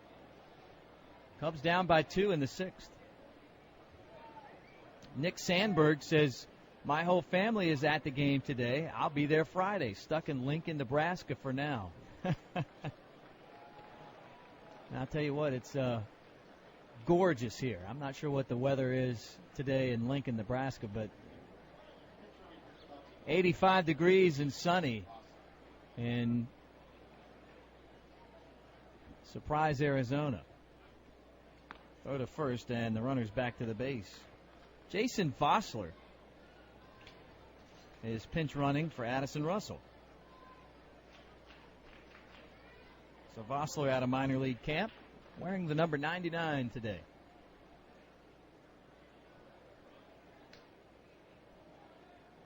Righty against righty. Hochhaver home. And Bryant swings and hits a line drive towards left, but right there is Fuentes to make the catch. Bryant barreled that up, but he hit it right at Fuentes, so all really he had to do is just lean down and catch it. 2 outs. Miguel Montero singled and walked. Cubs down 2-0 in the 6th.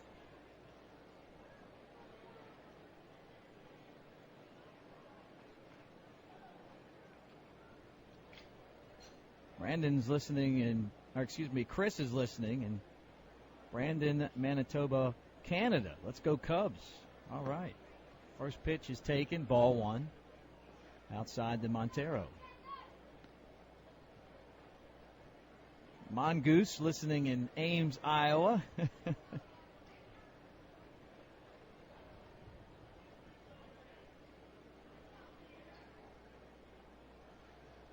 Mick, is today the day I get a shout out? There's a snap throw to first, and Vossler back in.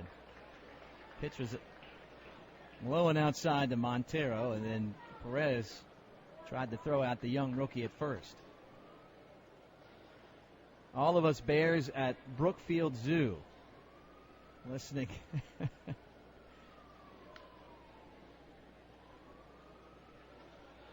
2 balls and no strikes.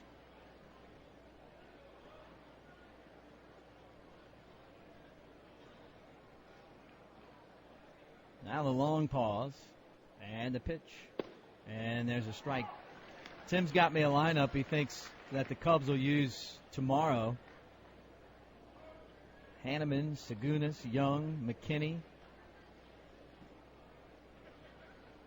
Some of the players he feels like could get a shot tomorrow in that B game. 2 balls and a strike to count, and Hoshaver throws to first, and the runner's back in there at second.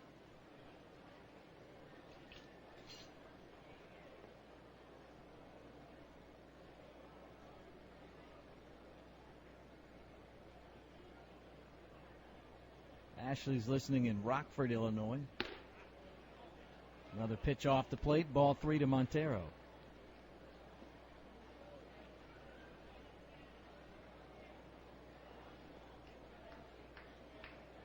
Two nothing our score. Kansas City ahead with 2 outs in the 6th. Hosmer holding the runner on at first, and the pitch on the way. As outside, ball 4.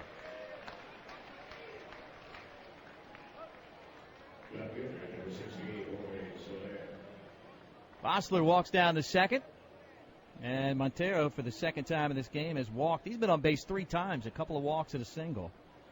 And Jorge Soler's had a rough game. He's hit into a double play, and then he came up with the bases loaded and 1 out in the 4th and struck out looking.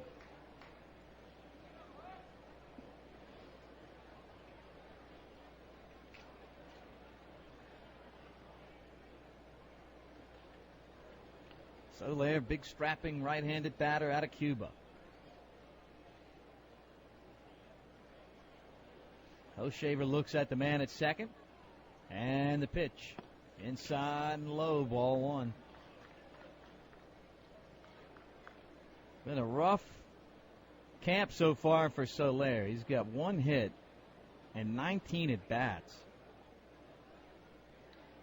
That hit, though, was a home run. Ball and no strikes. And the pitch home. High, but a strike. And it's 1-1. Soler thought it was high. Maybe even a touch inside, but apparently it caught the corner.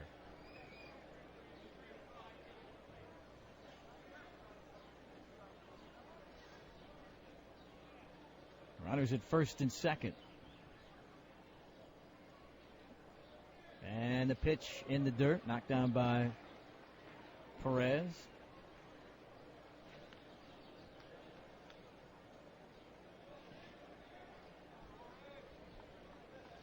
Soler said before the season that left field, first time he's ever played left field. Once they signed Hayward, that pretty much meant that left field's going to be his spot, probably platoon with Schwarber out there.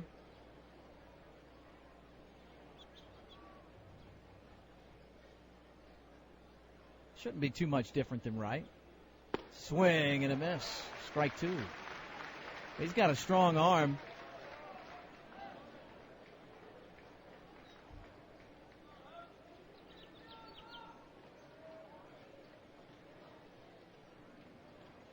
Two balls and 2 strikes.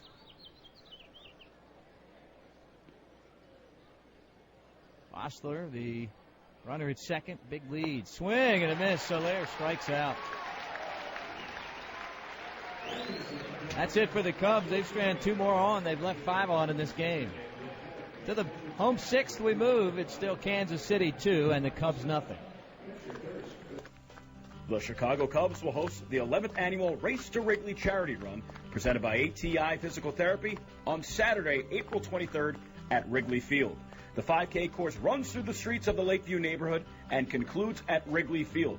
Cubs Charities will donate proceeds to support critical care needs for pediatric patients in Chicago through Advocate Children's Hospital. Sign up at CubsCharities.com.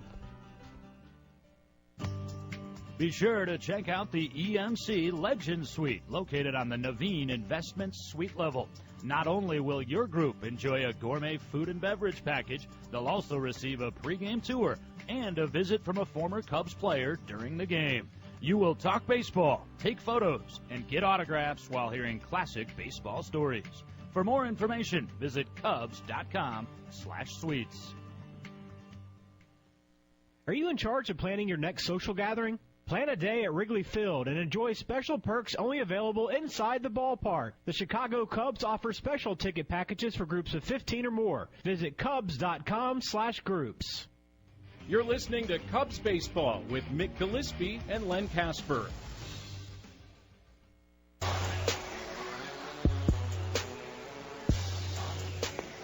It's 2-0, bottom of the 6th inning. Cubs trail Kansas City, and that's it for John Lackey. 5 innings for the Cubs starter. He gave up 5 hits and 2 runs, no walks and 4 strikeouts. And left-handed veteran Manny Parra for the Cubs. Parts of 8 big league seasons. He was a Brewer from 2007 to 2012, and then was a Cincinnati Red 2013 through 15.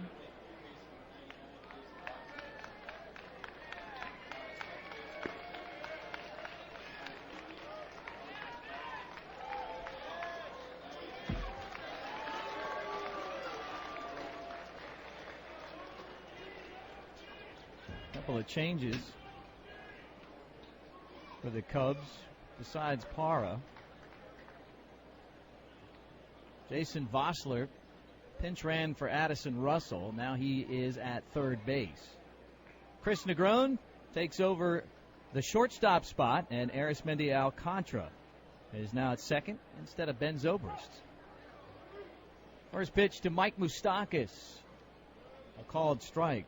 Moustakas 2 for 2 off of Lackey today, including an RBI single. So Parra has pitched for a couple of teams in the Cubs division as the offerings fouled back. And now trying to make the Cubs roster. He's 29-41 in his career. That includes a save and a big league earned run average of .490. He's even made 74 starts. Here's Parra's 0-2. Swing, popped him up. Alcantara with the glove shading his eyes, out in the grass a couple of steps, and now he bounces 2 more steps to his right. And in the sunshine, he makes the catch. 1 down.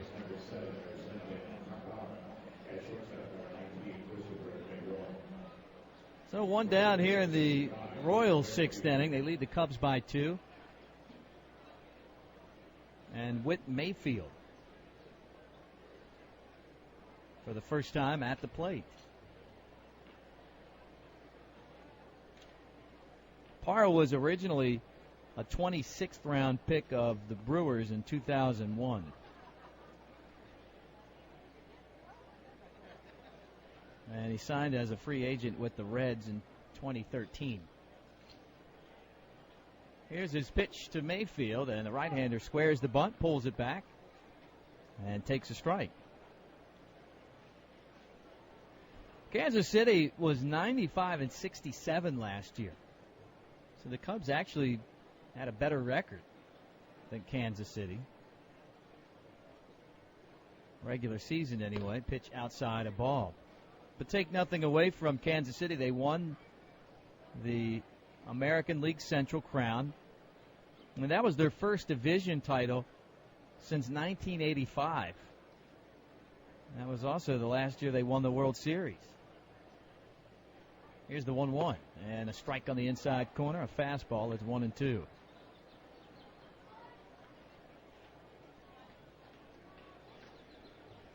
Kansas City's won a ton of ball games, though. You date this club back to 2013. They're 270 and 216. That's a .556 winning percentage as the pitch misses. That's the best mark in the American League and the fourth most wins in the majors over that span. The Cardinals, the Pirates, and the Dodgers, the only teams that are ahead of them. 2 balls, 2 strikes. And here's Parra's pitch. Swing and a miss. Breaking ball down and in. Strike 3. Mayfield's out. And there are 2 gone. Eric Hosmer lined out to short. Flew out the left. He's 0 for 2. 2-0. Kansas City leads the Cubs in the 6th. Ned Yost in his 6th season as manager of the Royals. Swing. Line drive. Base hit center field. So a 2-out knock. And Hosmer will have his afternoon end.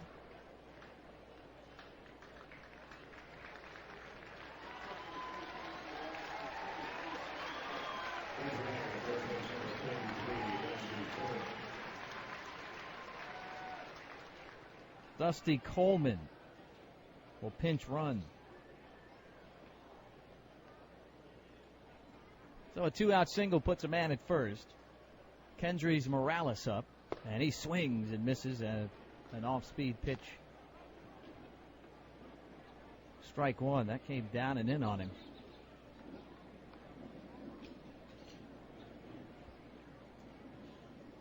Kansas City beaten yesterday by the Cincinnati Reds 4-2 in their spring training game. Cubs won 11-1 over in Peoria against the Padres as the pitch misses. 1 ball and 1 strike.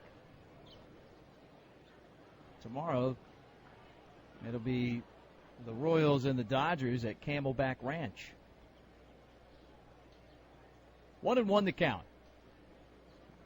And the pitch home. Swing, bounced to third, but foul. Strike 2.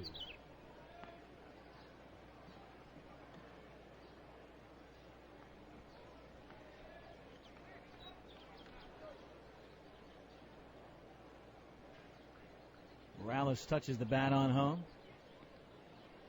Wings it around the zone a couple of times. Sun shining, all those clouds, the white thin ones that were here before the game, are gone. Just blue skies overhead. Parra throws to first, and Coleman back in there standing. That wind's died down a little bit as well. Still blowing out towards center, maybe a touch towards right center. You look around the stadium off into the desert, you can see those barren red rocky mountains. Here's the 1-2 swing line, and a leaping shortstop Negron makes the catch. Visor high for the final out. Morales hit it hard, but nothing to show for it. We head to the 7th inning. Kansas City 2, the Cubs nothing.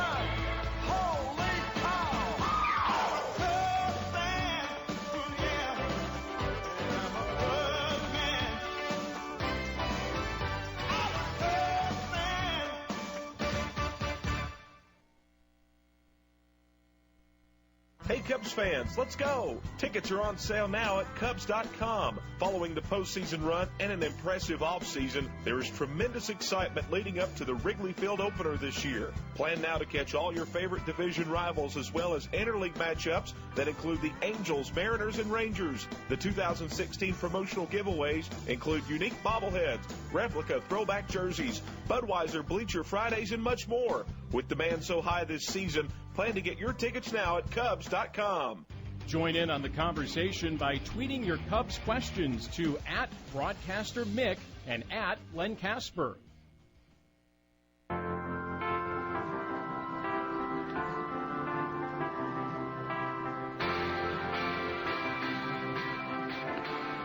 Seventh inning, and it's 2-0 Kansas City. They got a run in the third. They got one in the fifth. A couple of changes for the Royals.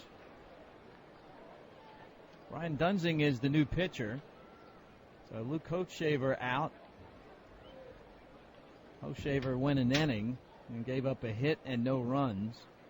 Walked the batter, no strikeouts. Peter Morin is the new catcher. So Salvador Perez has had his day in. Eric Hosmer out at first base. Cody Decker is the new first baseman. Dustin Coleman pinch ran. Now he's at third. First pitch off the bat of Baez. Bounces off the foot of the pitcher. Floats in the air to Decker. The first baseman catches it. And then it's a foot race to the bag. And Baez with a headlong dive beats him there. And he's safe.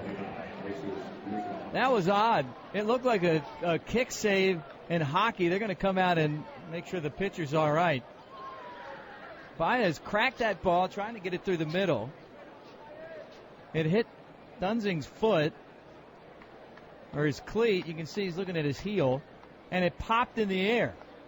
And it floated over towards first base. Decker had to wait on it to land, and it finally did, and he caught it. And then he and Baez both dove for the base. And Baez kind of flexing his hand like maybe he jammed his hand or something as he was getting over to first. So the trainer out took a look at him, and now Baez is out of the game. Not sure if it's because of the hand or not, but it's an infield hit for Javier Baez. Dunsing stays in, and Jesus Guzman will hit for the Cubs, trailing by 2 in the 7th. It's a weird play. Guzman 0 for 2. The pinch runner for Baez is Albert Almora.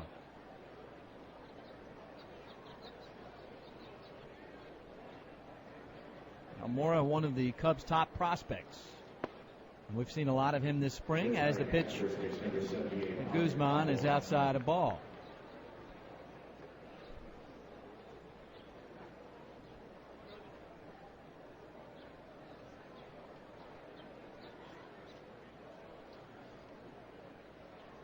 Here's the pitch on, and that's high and inside. Promise you we'll get back to those tweets again before this game ends, so get them in at Broadcaster Mick on Twitter.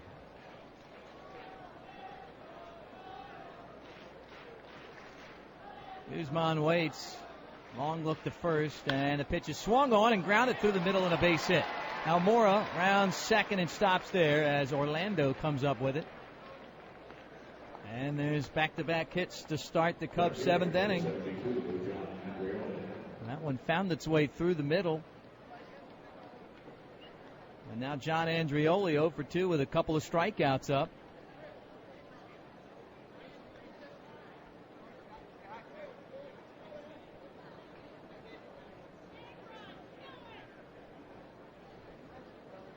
He was part of that big draft class, Andrioli.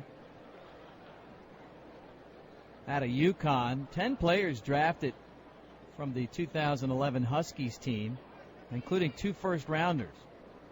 George Springer, the 11th overall pick, and Matt Barnes, number 19. Almora draws a look from Dunsing, and back to the base he goes. Also on that draft class on the team, Nick Ahmed. And he's been to the big leagues. Here's the pitch to Andreoli, and he fouls it back. Strike one. 2-0 Kansas City. Royals took the lead in the third inning on Moustakas' RBI hit. Fuentes had an RBI single in the fifth.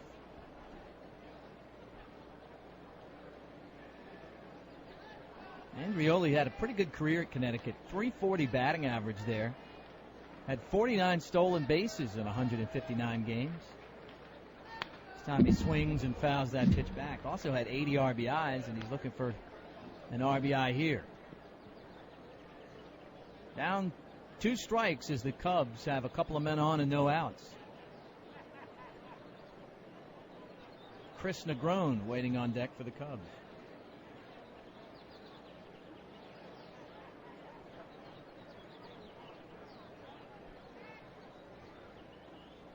And Dunsing home.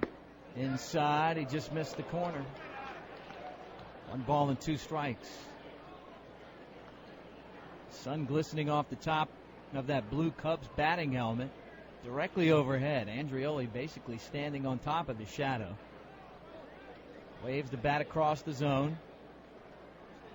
Ball and 2 strikes. And here comes the pitch from the lefty. Swung on and fouled down. Saw Andreoli in 2013 in some spring games. Went 2 for 3 over 6 games in big league spring training.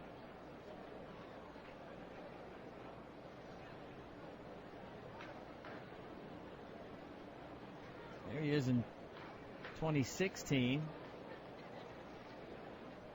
Yesterday he hit an inside the park home run. Down a ball and 2 strikes in this at bat. .333 average this spring, Andreoli. Here's the pitch to him. Outside a ball, and it squirts away from the catcher, but not far enough for Almora to try to test it.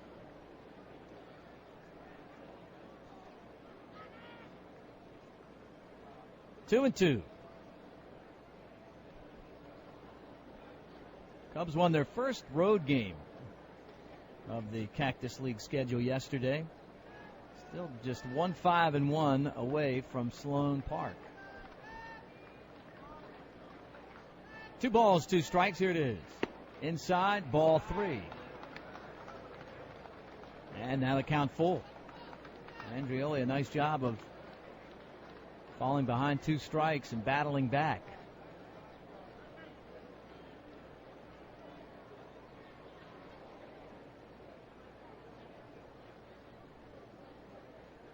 Andreoli representing the go-ahead man at the plate.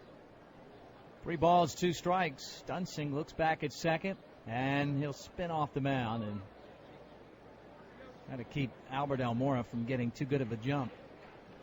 No outs in the Cubs' 7th inning. This is maybe their best chance. They had the bases loaded with 1 out in the 4th and could not score. Runners at first and second, no outs here in the 7th. Pitch. Swing, lifted in the air, foul, and out of play, right side.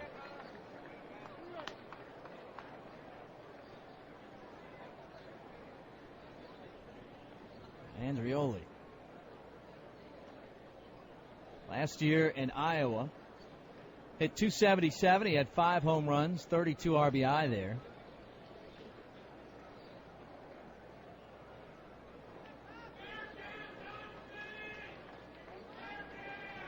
And again, Andreoli calls time and backs out of the box.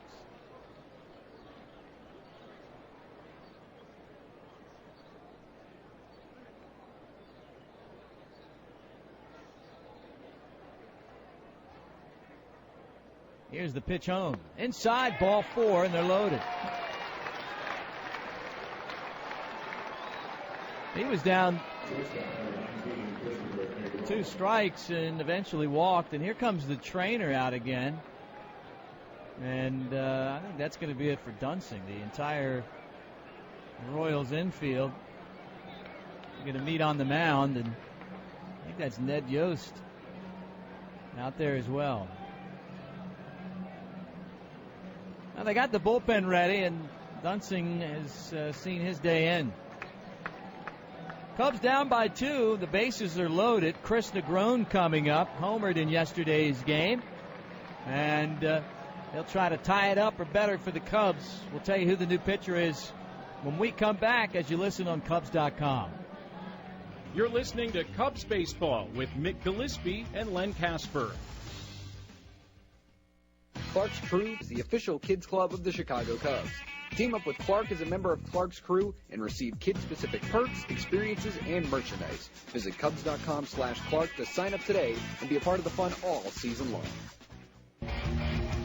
On Wednesday, July 7th, the Cubs celebrate 100 years of Cubs baseball at Wrigley Field.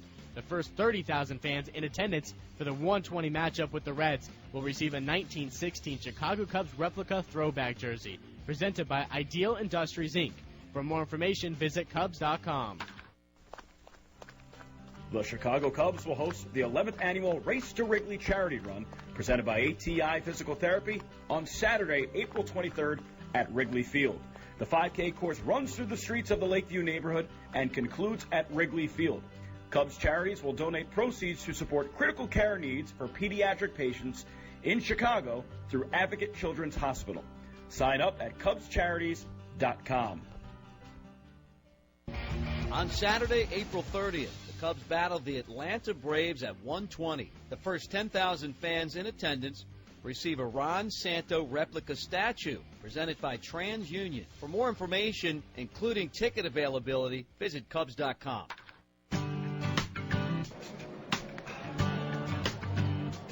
Bases loaded for the Cubs, no outs in the 7th inning. And David Huff on the lefty, out of the bullpen, another lefty, takes over for Ryan Dunsing, who was hit by a batted ball, stayed in the game, but ended up leaving. The trainer came out, and maybe they just felt like he didn't look quite right. He gave up another base hit and a walk, and then that was it. 31-year-old Huff has made 4 appearances this spring. He's allowed 4 runs on 9 hits in 5 innings. And took the loss March 2nd in a game he pitched against Texas. Got the win March 7th against the Cubs. He pitched 2 innings in that game and gave up 4 hits and 2 earned runs. 2015, he was with the LA Dodgers, at least in their organization. Ended up 5-2 and had a .220 earned run average. 3 appearances with LA, 1 start. Spent a lot of time, though, with their AAA affiliate in Oklahoma City. And he inherits the bases loaded with no outs and Chris Negron at the plate. Again, appreciate all the love on Twitter today, and you want to chime in, at Broadcaster Mick. Chuck says he's a Royals fan. He's listening. And he said, you guys have no idea how lucky you are to have Zobrist. Now, I don't know, Chuck. I think there's a lot of people that are really excited about it. But the Kansas City's broadcasters came over and said hi before today's game, and just talking about how good Zobrist was and all the little things that he did to help Kansas City win the World Series last year. They said in the playoffs it just seemed like he was always at second base.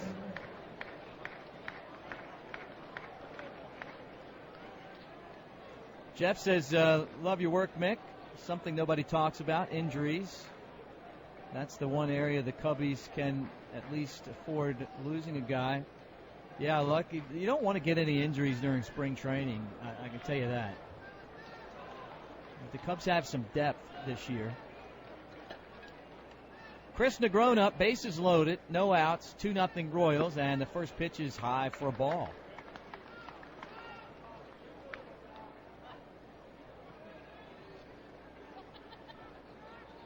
I think this guy's interesting here, Negron.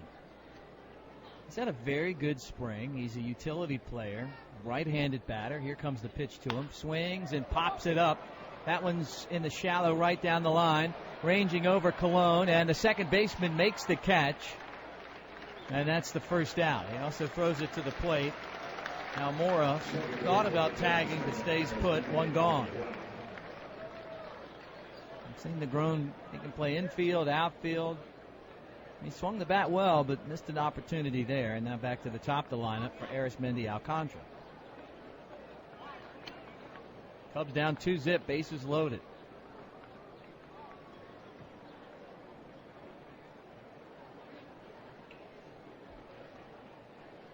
Alcantara.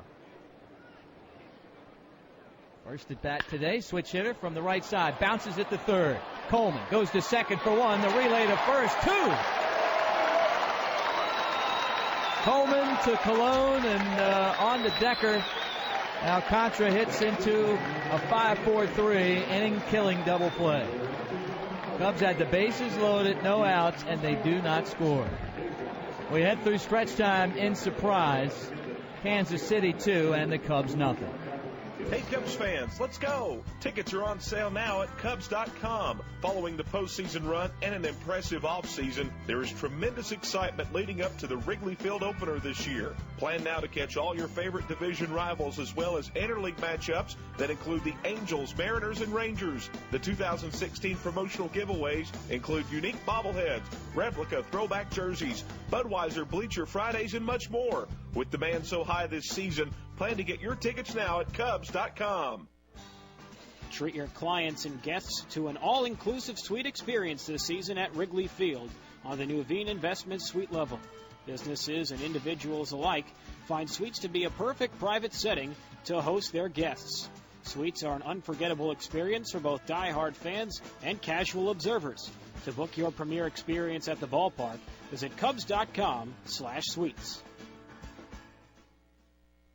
Experience the Budweiser bleachers in style with coworkers, friends, and family in one of the newest amenities, the left field porch. Enjoy the bleacher atmosphere in this private porch setting that offers tremendous views of the game and a unique look at the famous Chicago skyline. Available in blocks of 50 or 100, you'll enjoy lounge-style seating, unlimited beverages, and access 2 hours prior to first pitch. For more information, visit Cubs.com/suites.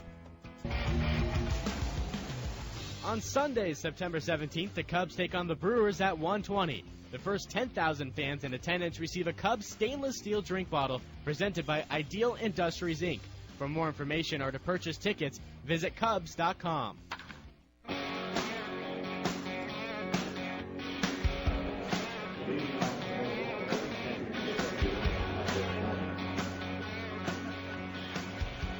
Last of the seventh inning, Cubs trail at 2-0.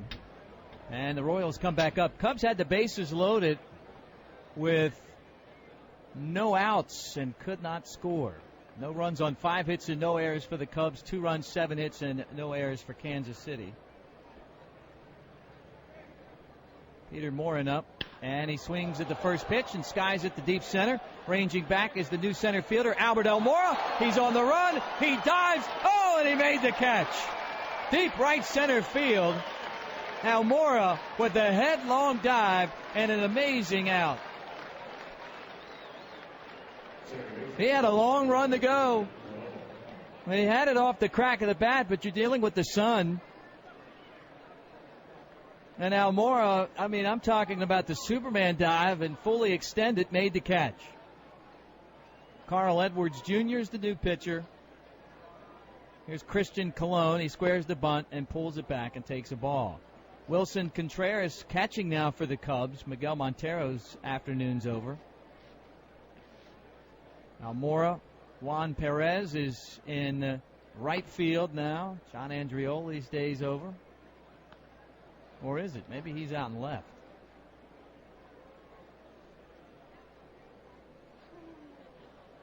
Yeah, Andrioli's. They didn't announce that, but I see him in left. So Jorge Soler's day's over as the pitch is outside a ball, and it's 2-1, and John Andrioli in left. Taylor Davis is at first. So you got Andrioli, Almora, and Perez in the outfield. Vosler, Negron, Alcantara. The ball's grounded past the mound, softly through the middle, and a base hit. Just past Negron and Alcantara, who got there behind the bag and the center field grass and scissored as they were trying to make the play, but slow ground ball base hit. Davis at first, Contreras catching.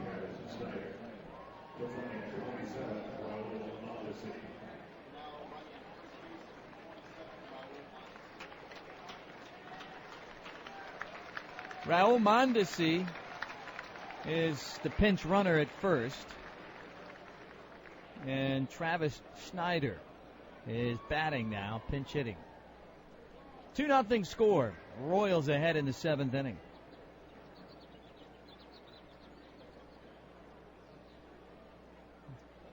Carl Edwards Jr., or C.J. Edwards, if you will, delivers outside and high, ball 1. From Prosperity, South Carolina.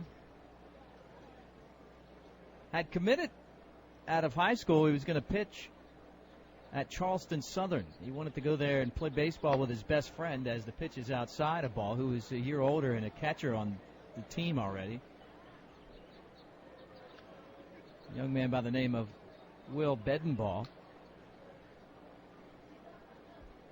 Bedenbaugh played 10 games for Charleston Southern as a freshman and then had an arm injury, cut his season short, went back to Prosperity. Pitch is high for a ball. Following his fall semester, sophomore year, 19 years old, he was killed in a car accident, December 12, 2010. 2009 Dodge Charger went off the road and hit several trees and caught on fire. Here's the 3-0 pitch, popped up behind the plate. Contreras, not much room back there, watches as it ends up over the net, foul.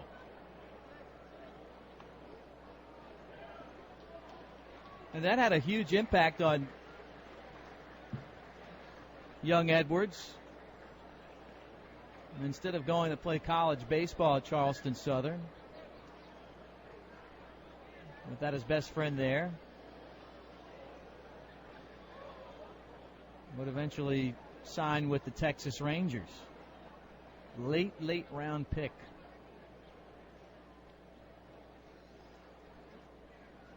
3-1 the count. Here it is. That's outside, ball 4.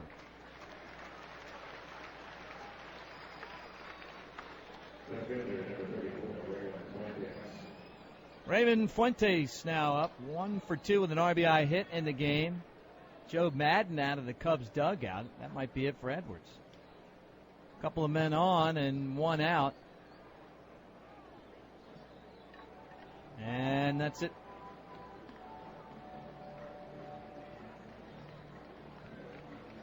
That's it for Edwards. Cubs make a pitching change. Couple of men on and 1 out. Pedro Strop jogging in. He'll inherit the 2 men on with 1 out. And we'll be right back as you listen Every on Cub Cubs.com. has a story. Anthony Rizzo, the Italian kid from Florida, hits home runs and shares his orange slices. John Lester, the country boy, loves the outdoors and pitches with a fire inside. Addison Russell, the shy, quiet kid who lets his play do all the shouting. Each took a different path to get here, but they share the same dream. Postseason glory at Wrigley Field. Be there for every moment of the journey. Get tickets at Cubs.com. Your 2016 Chicago Cubs. Let's go. Hey, Cub fans, show that you bleed Cubby Blue by becoming a member of the Cubs Club, the official fan club of the Chicago Cubs. The members will enjoy game day audio and exclusive perks. Now is the perfect time to join, rejoin, or give a fellow Cubs fan the gift of a Cubs Club membership. To join today, visit Cubs.com.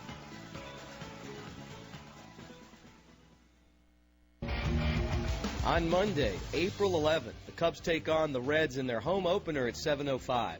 The first 30,000 fans in attendance receive the official Cubs magnet schedule presented by G. Ordano's. For more information, visit Cubs.com. You're listening to Cubs Baseball with Mick Gillespie and Len Casper. On Sunday, May 8th, the Cubs host the Washington Nationals at 1:20. The Cubs are going pink to promote breast cancer prevention awareness.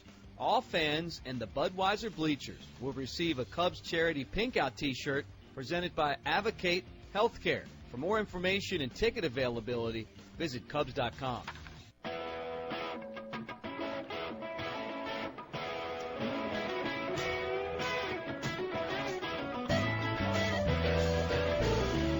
Pedro Strop in the game for the Cubs. They trail 2-0 in the 7th inning. Edwards, a third of an inning, gave up a hit, no runs so far, unofficially, with a walk and no strikeouts. Both men on base are his. Strop 6'1", 220. Here's the right-hander home, and Fuentes, the lefty, takes a called strike high across the zone. Last year, 2-6, a 2.91 ERA, and 76 games pitched by Strop. Traded to the Cubs from Baltimore.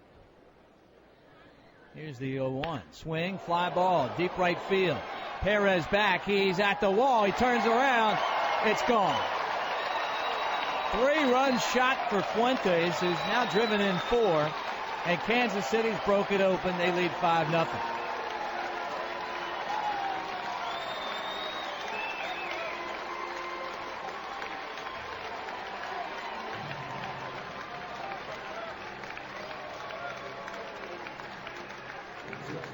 That's his second home run this spring.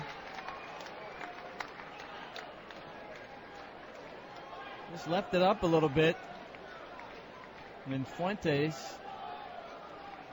got all of it. Clint Barmas, the shortstop.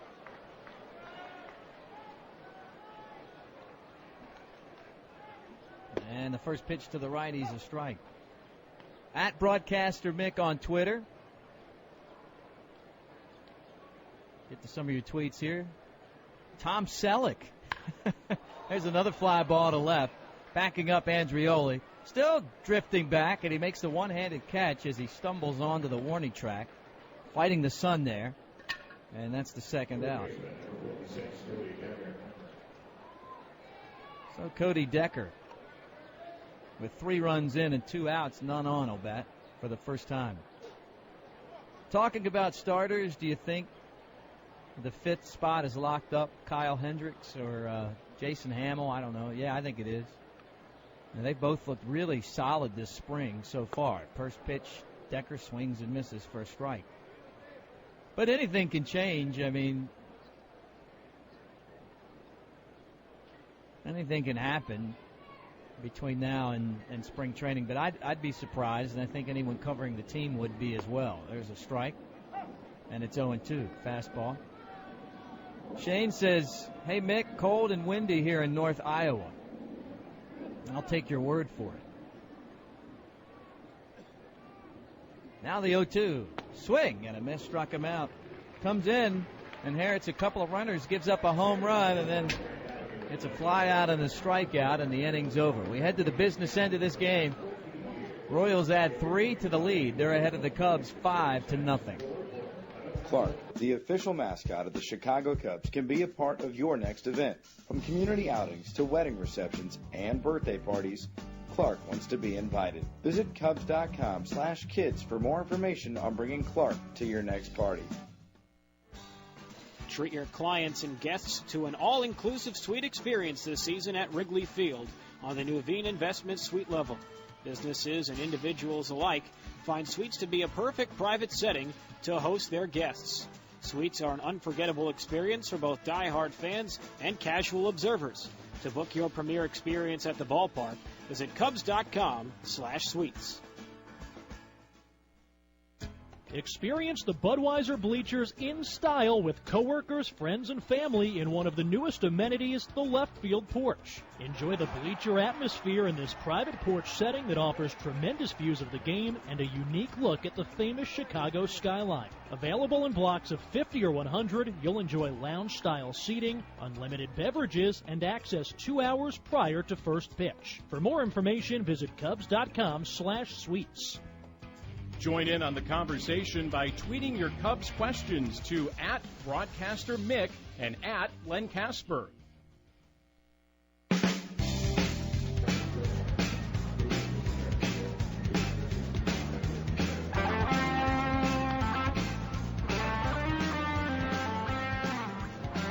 Couple changes for Kansas City. They lead the Cubs 5-0 in the 8th.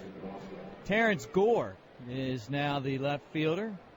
Raymond Fuentes, after the 3-run homer, has had his afternoon end. Whit Merrifield is now in center, and then Travis Schneider off the bench in right. Raul Mondesi takes over at second base. 5 runs, 9 hits, no errors for Kansas City. No runs, 5 hits, and no errors for the Cubs. And the first pitch to Jason Vossler, left-handed batting minor leaguer, is a called strike. This time he swings and fouls it off, and it's 0-2. Lance wants to know, well, he says there's Freddie Freeman in The Who and Chicago's Jake and the Two Johns. What band name can you make? As the pitch misses for a ball. How about, as I look down a couple of booths from here, Len Casper and the JDs. It's a pretty good band. Here's the 1-2 outside a ball.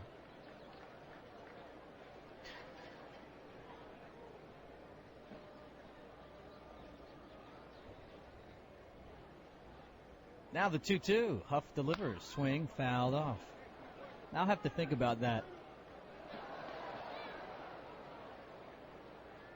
The Vendettis. That was the band name we made up last year with the switch pitcher that Oakland has. Craig sends a picture. He says he's listening in Reno while he's skiing. And it's a picture of him skiing. 2-2's just off the plate. Ball 3.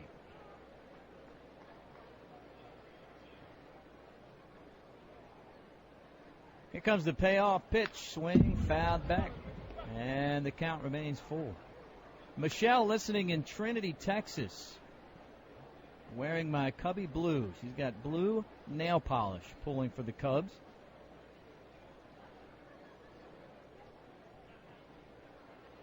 Now the 3-2 again. Swing, fouled back. 5-0 Kansas City ahead in the 8th.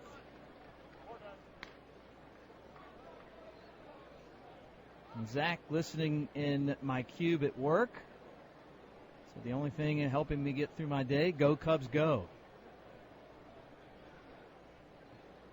Here's another 3-2. Swing, pulled foul. Nice battle going with Vossler at the plate. Left-hander fouling off some pitches.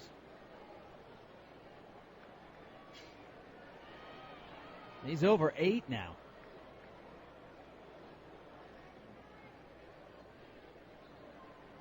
Lefty against lefty. Huff home. Swing, ground it, but at the second baseman, Mondesi. He'll field it and throw to first. Nice at bat there for Vossler, but he's retired, and that's the first out in the Cubs' 8th inning.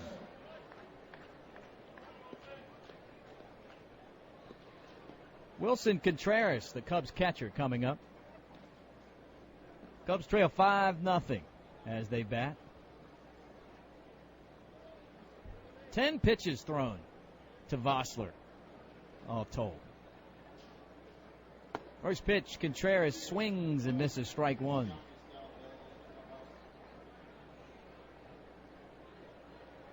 Marcus says, listening from Colorado. Keep up the good work. Thank you, sir. That pitch is off the plate. 1 ball and 1 strike.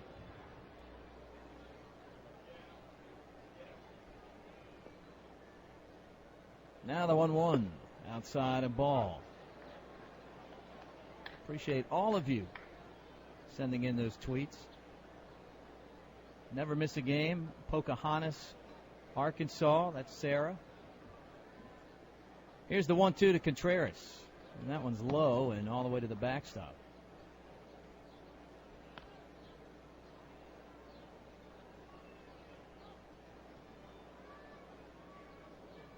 Contreras hitting .455 this spring. Been quite a spring for him. Still looking for an RBI. Swings and fouls it away. 2-2.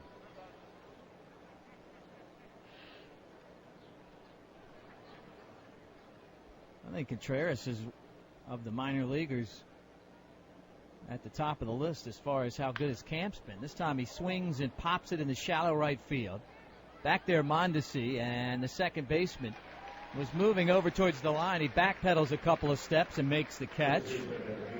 And Contreras is out. 2 down. Taylor Davis coming up.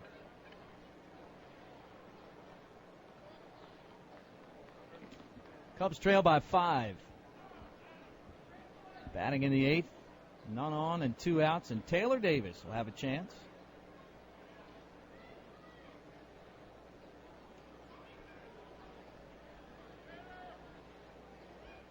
First pitch to Davis. Swing, ground ball, base hit, left field. And he just turned on that and sends it to left.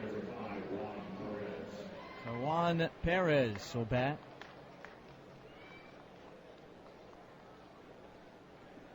Runner at first and 2 outs. Cubs down 5-zip. Runs in the 3rd, 5th, and then that 3-run homer by Fuentes in the 7th. Pretty high mountain to climb for the Cubs. Huff home, and it's outside a ball. Now we talk about Davis being signed as a non-drafted free agent, but he's no slouch. I mean, probably if he'd have gone back to school one more year, would have been drafted, as the pitch is outside for a ball. I mean, he was drafted out of high school in the 49th round by Miami. Swing and a miss. And it's 2-1. He hit .500 at Jupiter High School. He also had a 25-game hitting streak. Here's the 2-1. Swing, lifted in the air, deep right field. Snyder back. Now he'll cut a couple of steps forward, make the catch, final out. Cubs go without a run in the 8th. Kansas City will try to add some insurance to their lead. Bottom of the 8th inning, we move. They lead the Cubs 5-0. Once again, the Cubs will feature Budweiser Bleacher Fridays on select days starting with Friday, May 27th. Budweiser Bleacher Fridays celebrate the unique experience that only happens in the famed bleachers of Wrigley Field. Each Budweiser Bleacher Friday will feature a special giveaway only available to Bleacher fans 21 and over. Don't miss out on the experience. Visit Cubs.com for the complete list of scheduled dates, the latest updates, and ticket availability.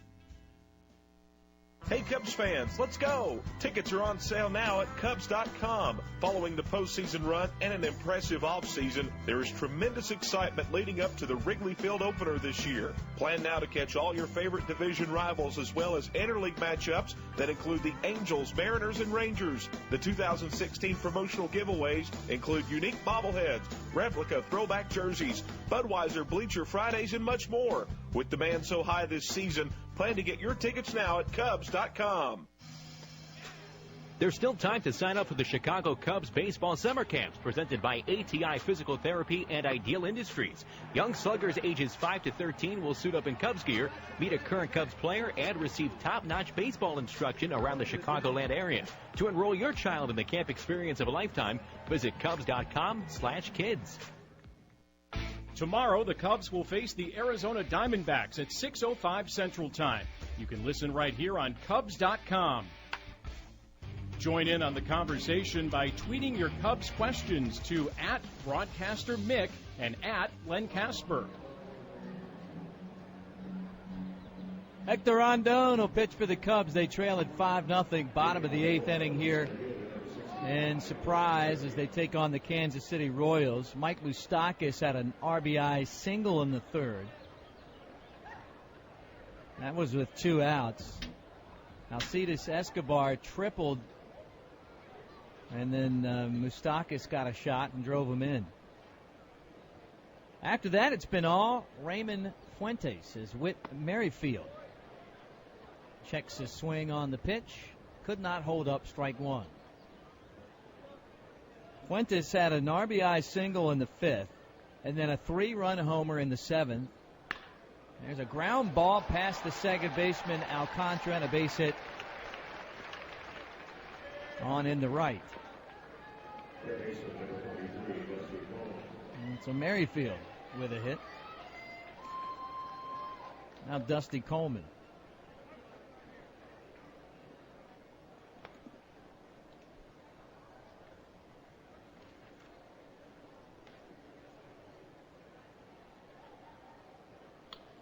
Rondon, last year the team's closer, notched 30 saves and had a 167 earned run average. 13 earned runs in 70 innings as Coleman swings and misses.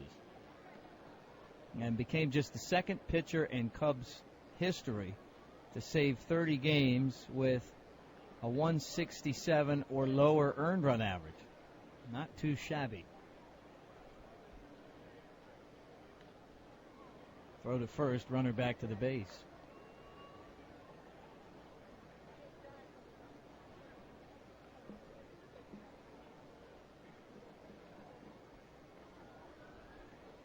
Infield looking for a double play.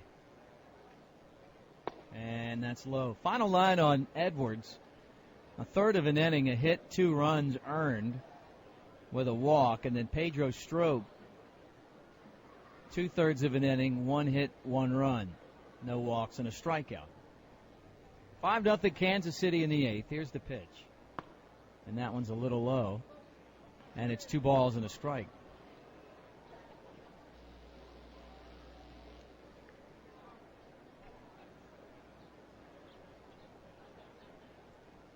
Bradley on Twitter says, what was your favorite minor league story last year?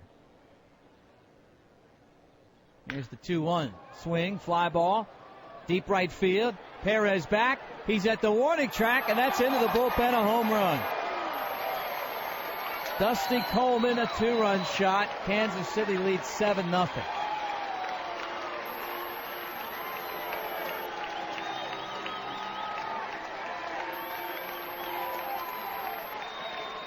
Get that 2-1 pitch out. Tell you what, the ball carries here. Orlando Calexte up. And the pinch hitter takes a strike.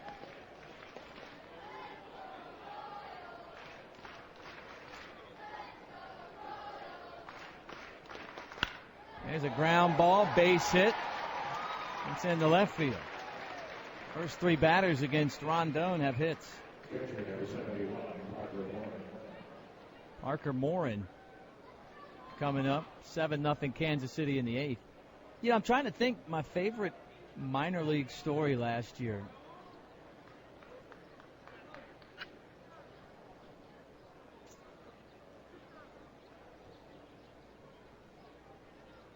Probably Wilson Contreras.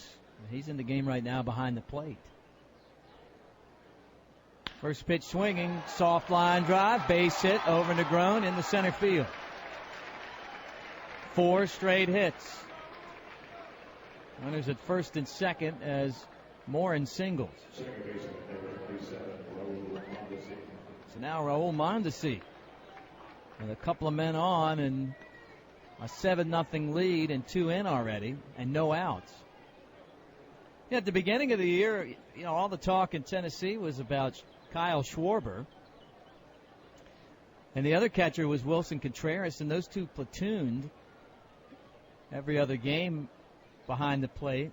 And if the Smokies played an American League team, pitching the dirt, not far enough for the runners to advance, they would have the DH, and Schwarber would DH some, and Contreras would DH. But no one really thought much about Contreras, or at least, as far as like national exposure and prospect guides and all that stuff. Here comes the pitch. Swing, smash, base hit, center field. Ball dropped by Almora, but as he picked it up in the grass, Calixte stayed at third, and it's not an error. Bases loaded. Almora got to it, knocked it down, and then almost took 3 steps by it before he stopped and picked it up again. Chris Bosio, the pitching coach, out, and Hector Rondon getting roughed up. He's given up 5 straight hits. And the Cubs have the bullpen up. They're down by 7. Bases loaded, no outs. So Contreras said you just kind of hung around, and eventually Schwarber was promoted from Double-A to the big leagues in June. And Contreras, the whole time, just kept getting better and better and better. And ended up becoming the star of the team. Then defensively, he was better than Schwarber. Here comes the pitch, and it swung on and popped in the air. Foul ground, third base side. Vossler over, and he runs out of room. Over by the tarp, he was hoping to have a chance at it. Strike one. Kansas City already ahead by 7 and on the verge of turning this into a blowout, if it's not already.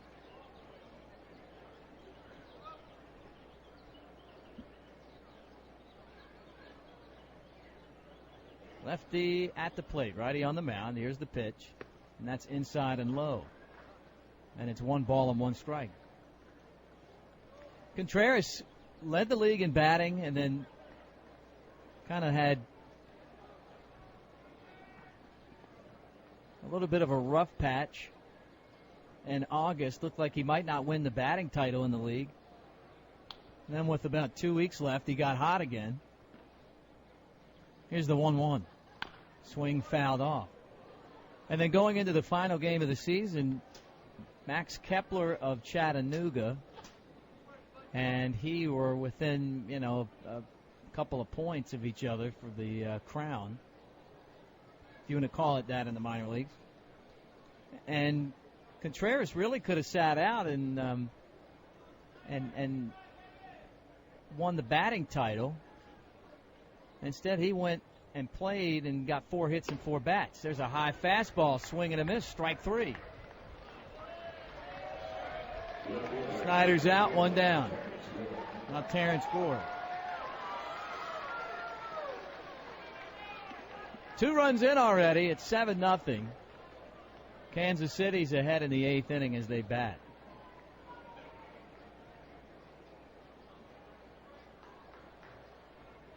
And now all of a sudden, Contreras is the number 1 catching prospect in minor league baseball. Pitch is a strike. That doesn't happen a whole lot. I mean, you just hardly ever see a player that's not somewhere on a prospect list just come out of nowhere and become a major player like that. Pitch is swung on and fouled back. And it's 0-2.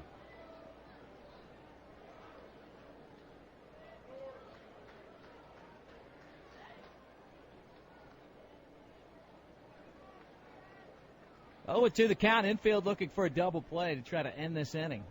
Here comes the pitch. And Gore swings and misses at a breaking ball in the dirt. Strike 3. 2 outs. So after 5 straight hits, back-to-back strikeouts, and Clint Barmas comes up with the bases loaded and Kansas City up by 7 in the 8th.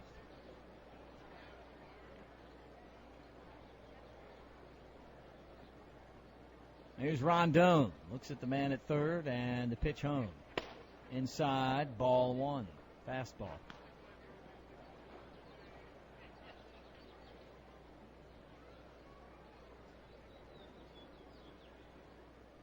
I'm guessing Contreras starts the year in AAA.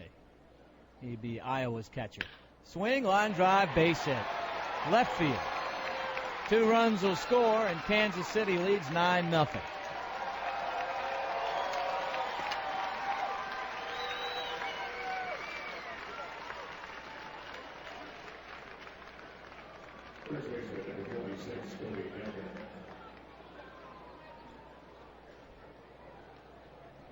So now the 9th hitter of the inning coming up, Cody Decker.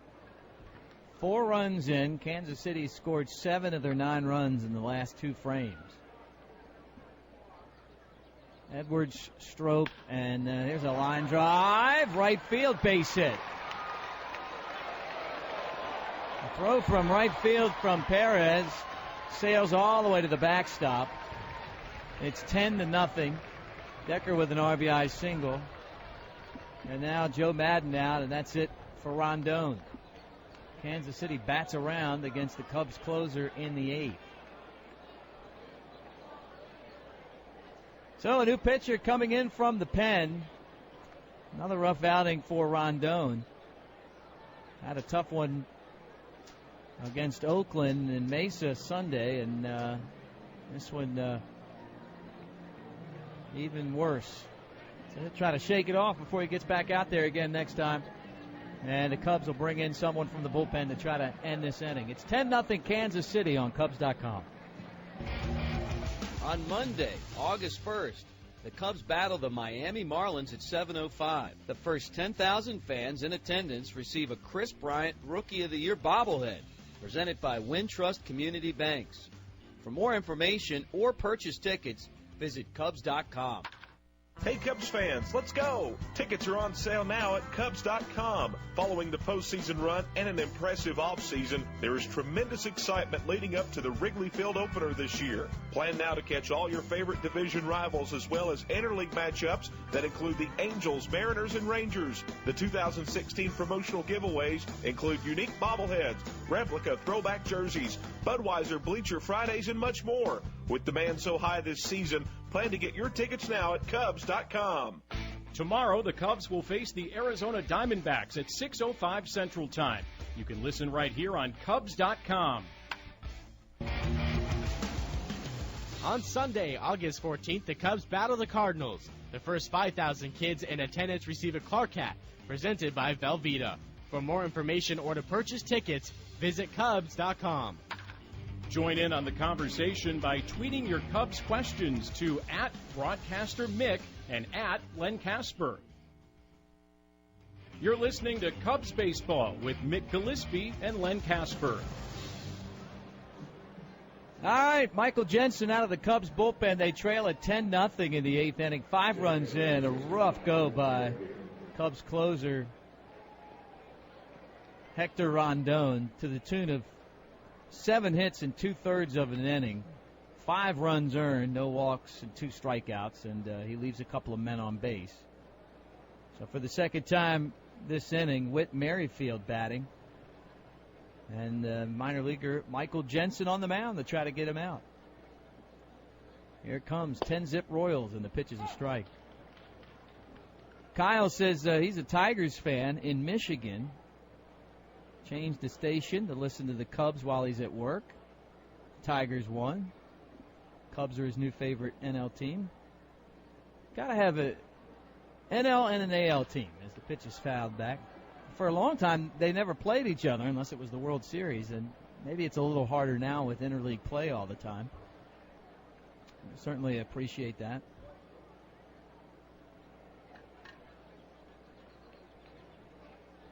Jason says he's listening at his desk in Denver. Go Cubs, go. Here's the 0-2 from Jensen. Swing, fouled down. Well, it's 10-0, but we can make a go of it here. It's really spring training. I mean, it's hard to take any of this stuff too serious, whether a player is having a great spring or someone's having a tough spring, because the environment's always the same. Here's the 0-2. Inside corner, check swing. Yep, got him, strike 3, inning over. On appeal. So Merrifield out, and so are the Royals, but they add 5 to it. We head to the 9th inning, last chance for the Cubs. They're down 10-0 to Kansas City. Every Cub has a story. Anthony Rizzo, the Italian kid from Florida, hits home runs and shares his orange slices. John Lester, the country boy, loves the outdoors and pitches with a fire inside. Addison Russell, the shy, quiet kid who lets his play do all the shouting. Each took a different path to get here, but they share the same dream: postseason glory at Wrigley Field. Be there for every moment of the journey. Get tickets at Cubs.com. Your 2016 Chicago Cubs. Let's go. You know, a lot of people think I have the best seat in the house. No way. The best seat in the house is right here. Cheering on the Cubs with the greatest fans in the world and the greatest beer in the world, Budweiser. Yeah, nothing quenches a Cub fan's thirst for victory quite like the king of beer. Holy cow, here comes another one. Cub fans, this bud's for you. The Chicago Cubs will host the 11th annual Race to Wrigley charity run presented by ATI Physical Therapy on Saturday, April 23rd at Wrigley Field. The 5K course runs through the streets of the Lakeview neighborhood and concludes at Wrigley Field. Cubs charities will donate proceeds to support critical care needs for pediatric patients in Chicago through Advocate Children's Hospital. Sign up at CubsCharities.com. Tomorrow, the Cubs will face the Arizona Diamondbacks at 6:05 Central Time. You can listen right here on Cubs.com. Join in on the conversation by tweeting your Cubs questions to @BroadcasterMick and @LenCasper.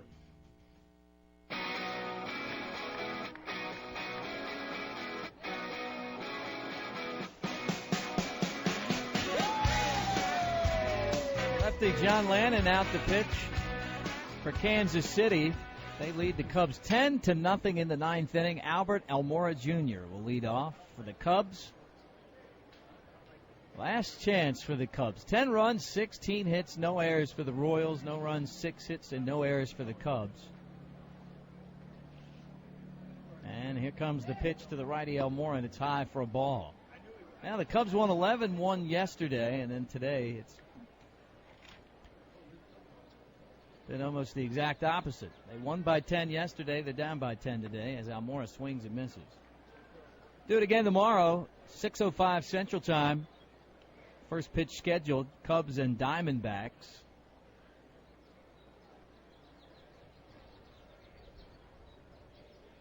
That'll be on ESPN. That's why they changed the time. We'll have it for you here on Cubs.com as the pitch is low, ball 2. Len will be back on the broadcast. And we got Cubs and Sox on Friday.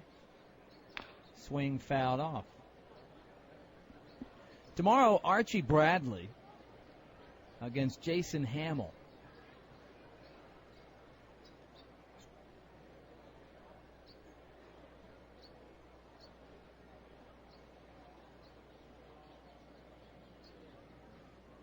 There's the pitch to Almora. It's inside a ball. Almora hitting 182 this spring. Made a great catch earlier in this game.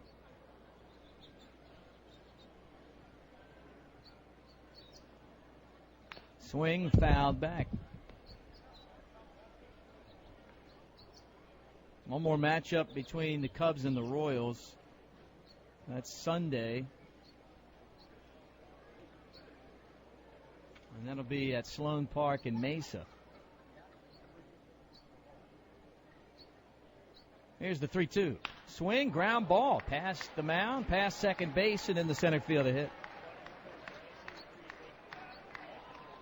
Almora singles to start the ninth.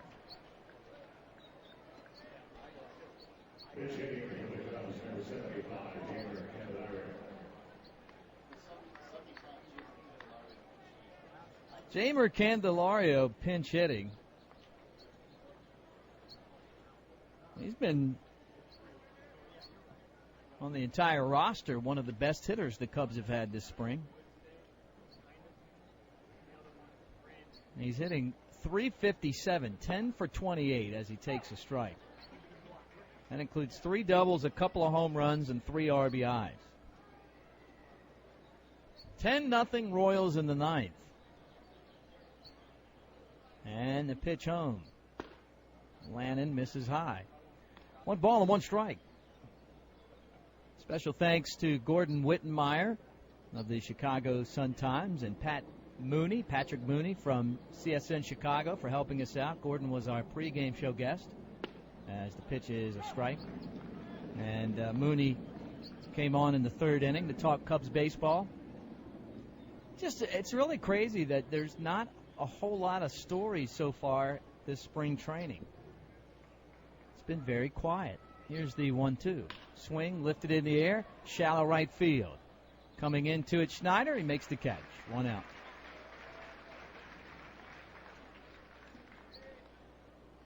And I'm sure that's how Joe Madden and the Cubs would like to keep it. Just quiet. No one get hurt. Just play hard, get loose, and be ready for opening day. John Andreoli for the Cubs. 1 on, 1 out, 10-zip our score. Kansas City ahead. John Lackey started today and pitched 5 innings for the Cubs as the offering's outside of ball. He gave up 2 earned runs with no walks and 4 strikeouts. I thought he looked pretty good. Ball and no strikes to count. And the pitch home. Swing, top towards third, but foul. And it's 1-1.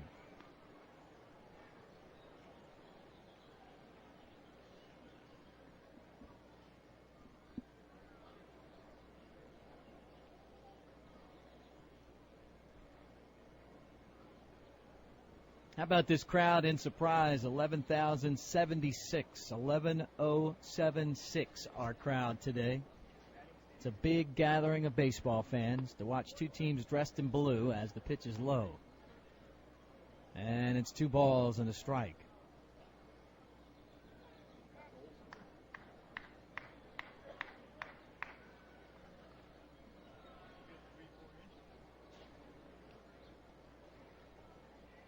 Here's the pitch to Andreoli. Outside, ball 3.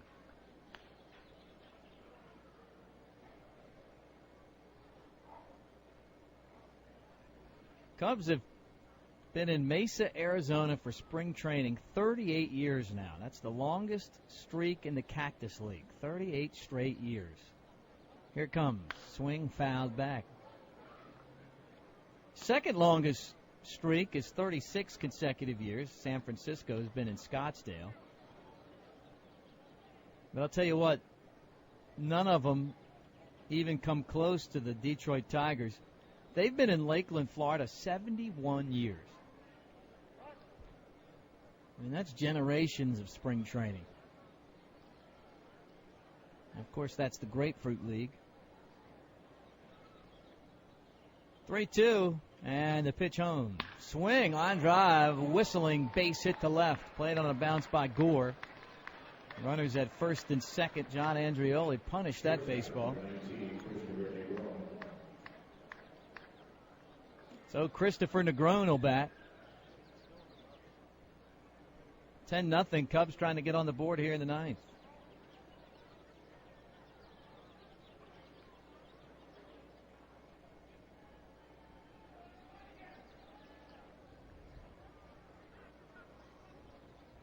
Runners at first and second, and the pitch home.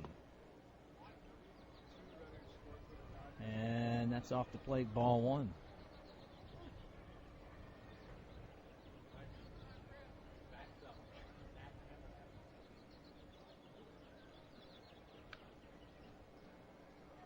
Lefty against righty.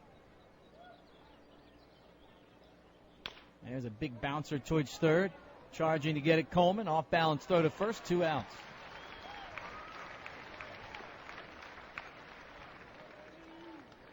Both runners advance, so the Cubs have men at second and third for Arismendi Alcantara. 5 runs in. An inning ago, made it 10-0, and Kansas City on the doorstep of a spring training win. Their record is going to improve to 7-10 as Alcantara takes outside a ball. Cubs, barring what would be an amazing comeback, are going to fall to 4-11-1. And again, tomorrow, Kansas City will take on the Dodgers as the pitch is outside for a ball. Chris Medlin scheduled to pitch against Alex Wood of the Dodgers. And tomorrow the Cubs play the Diamondbacks. Archie Bradley as Alcantara takes ball 2. Now that's ball 3 against Jason Hamill. We'll have it for you here on Cubs.com. First pitch scheduled for 6:05 Central Time. So that's 7:05 Eastern, and here locally 4:05. 3-0, and the pitch. Strike called, 3-1.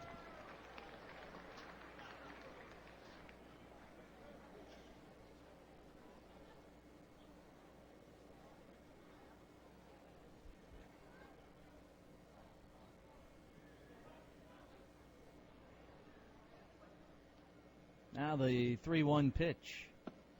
And a strike called, 3-2. Kansas City a strike away from finishing off the Cubs.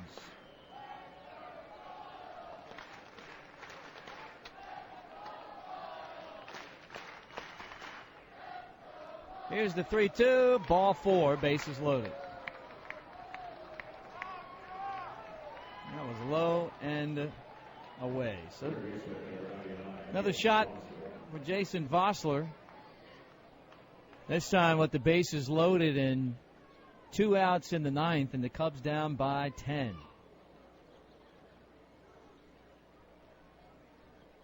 Pitch to Vossler, lefty to lefty, upstairs, ball 1. Well, you always want to score and ruin the shutout.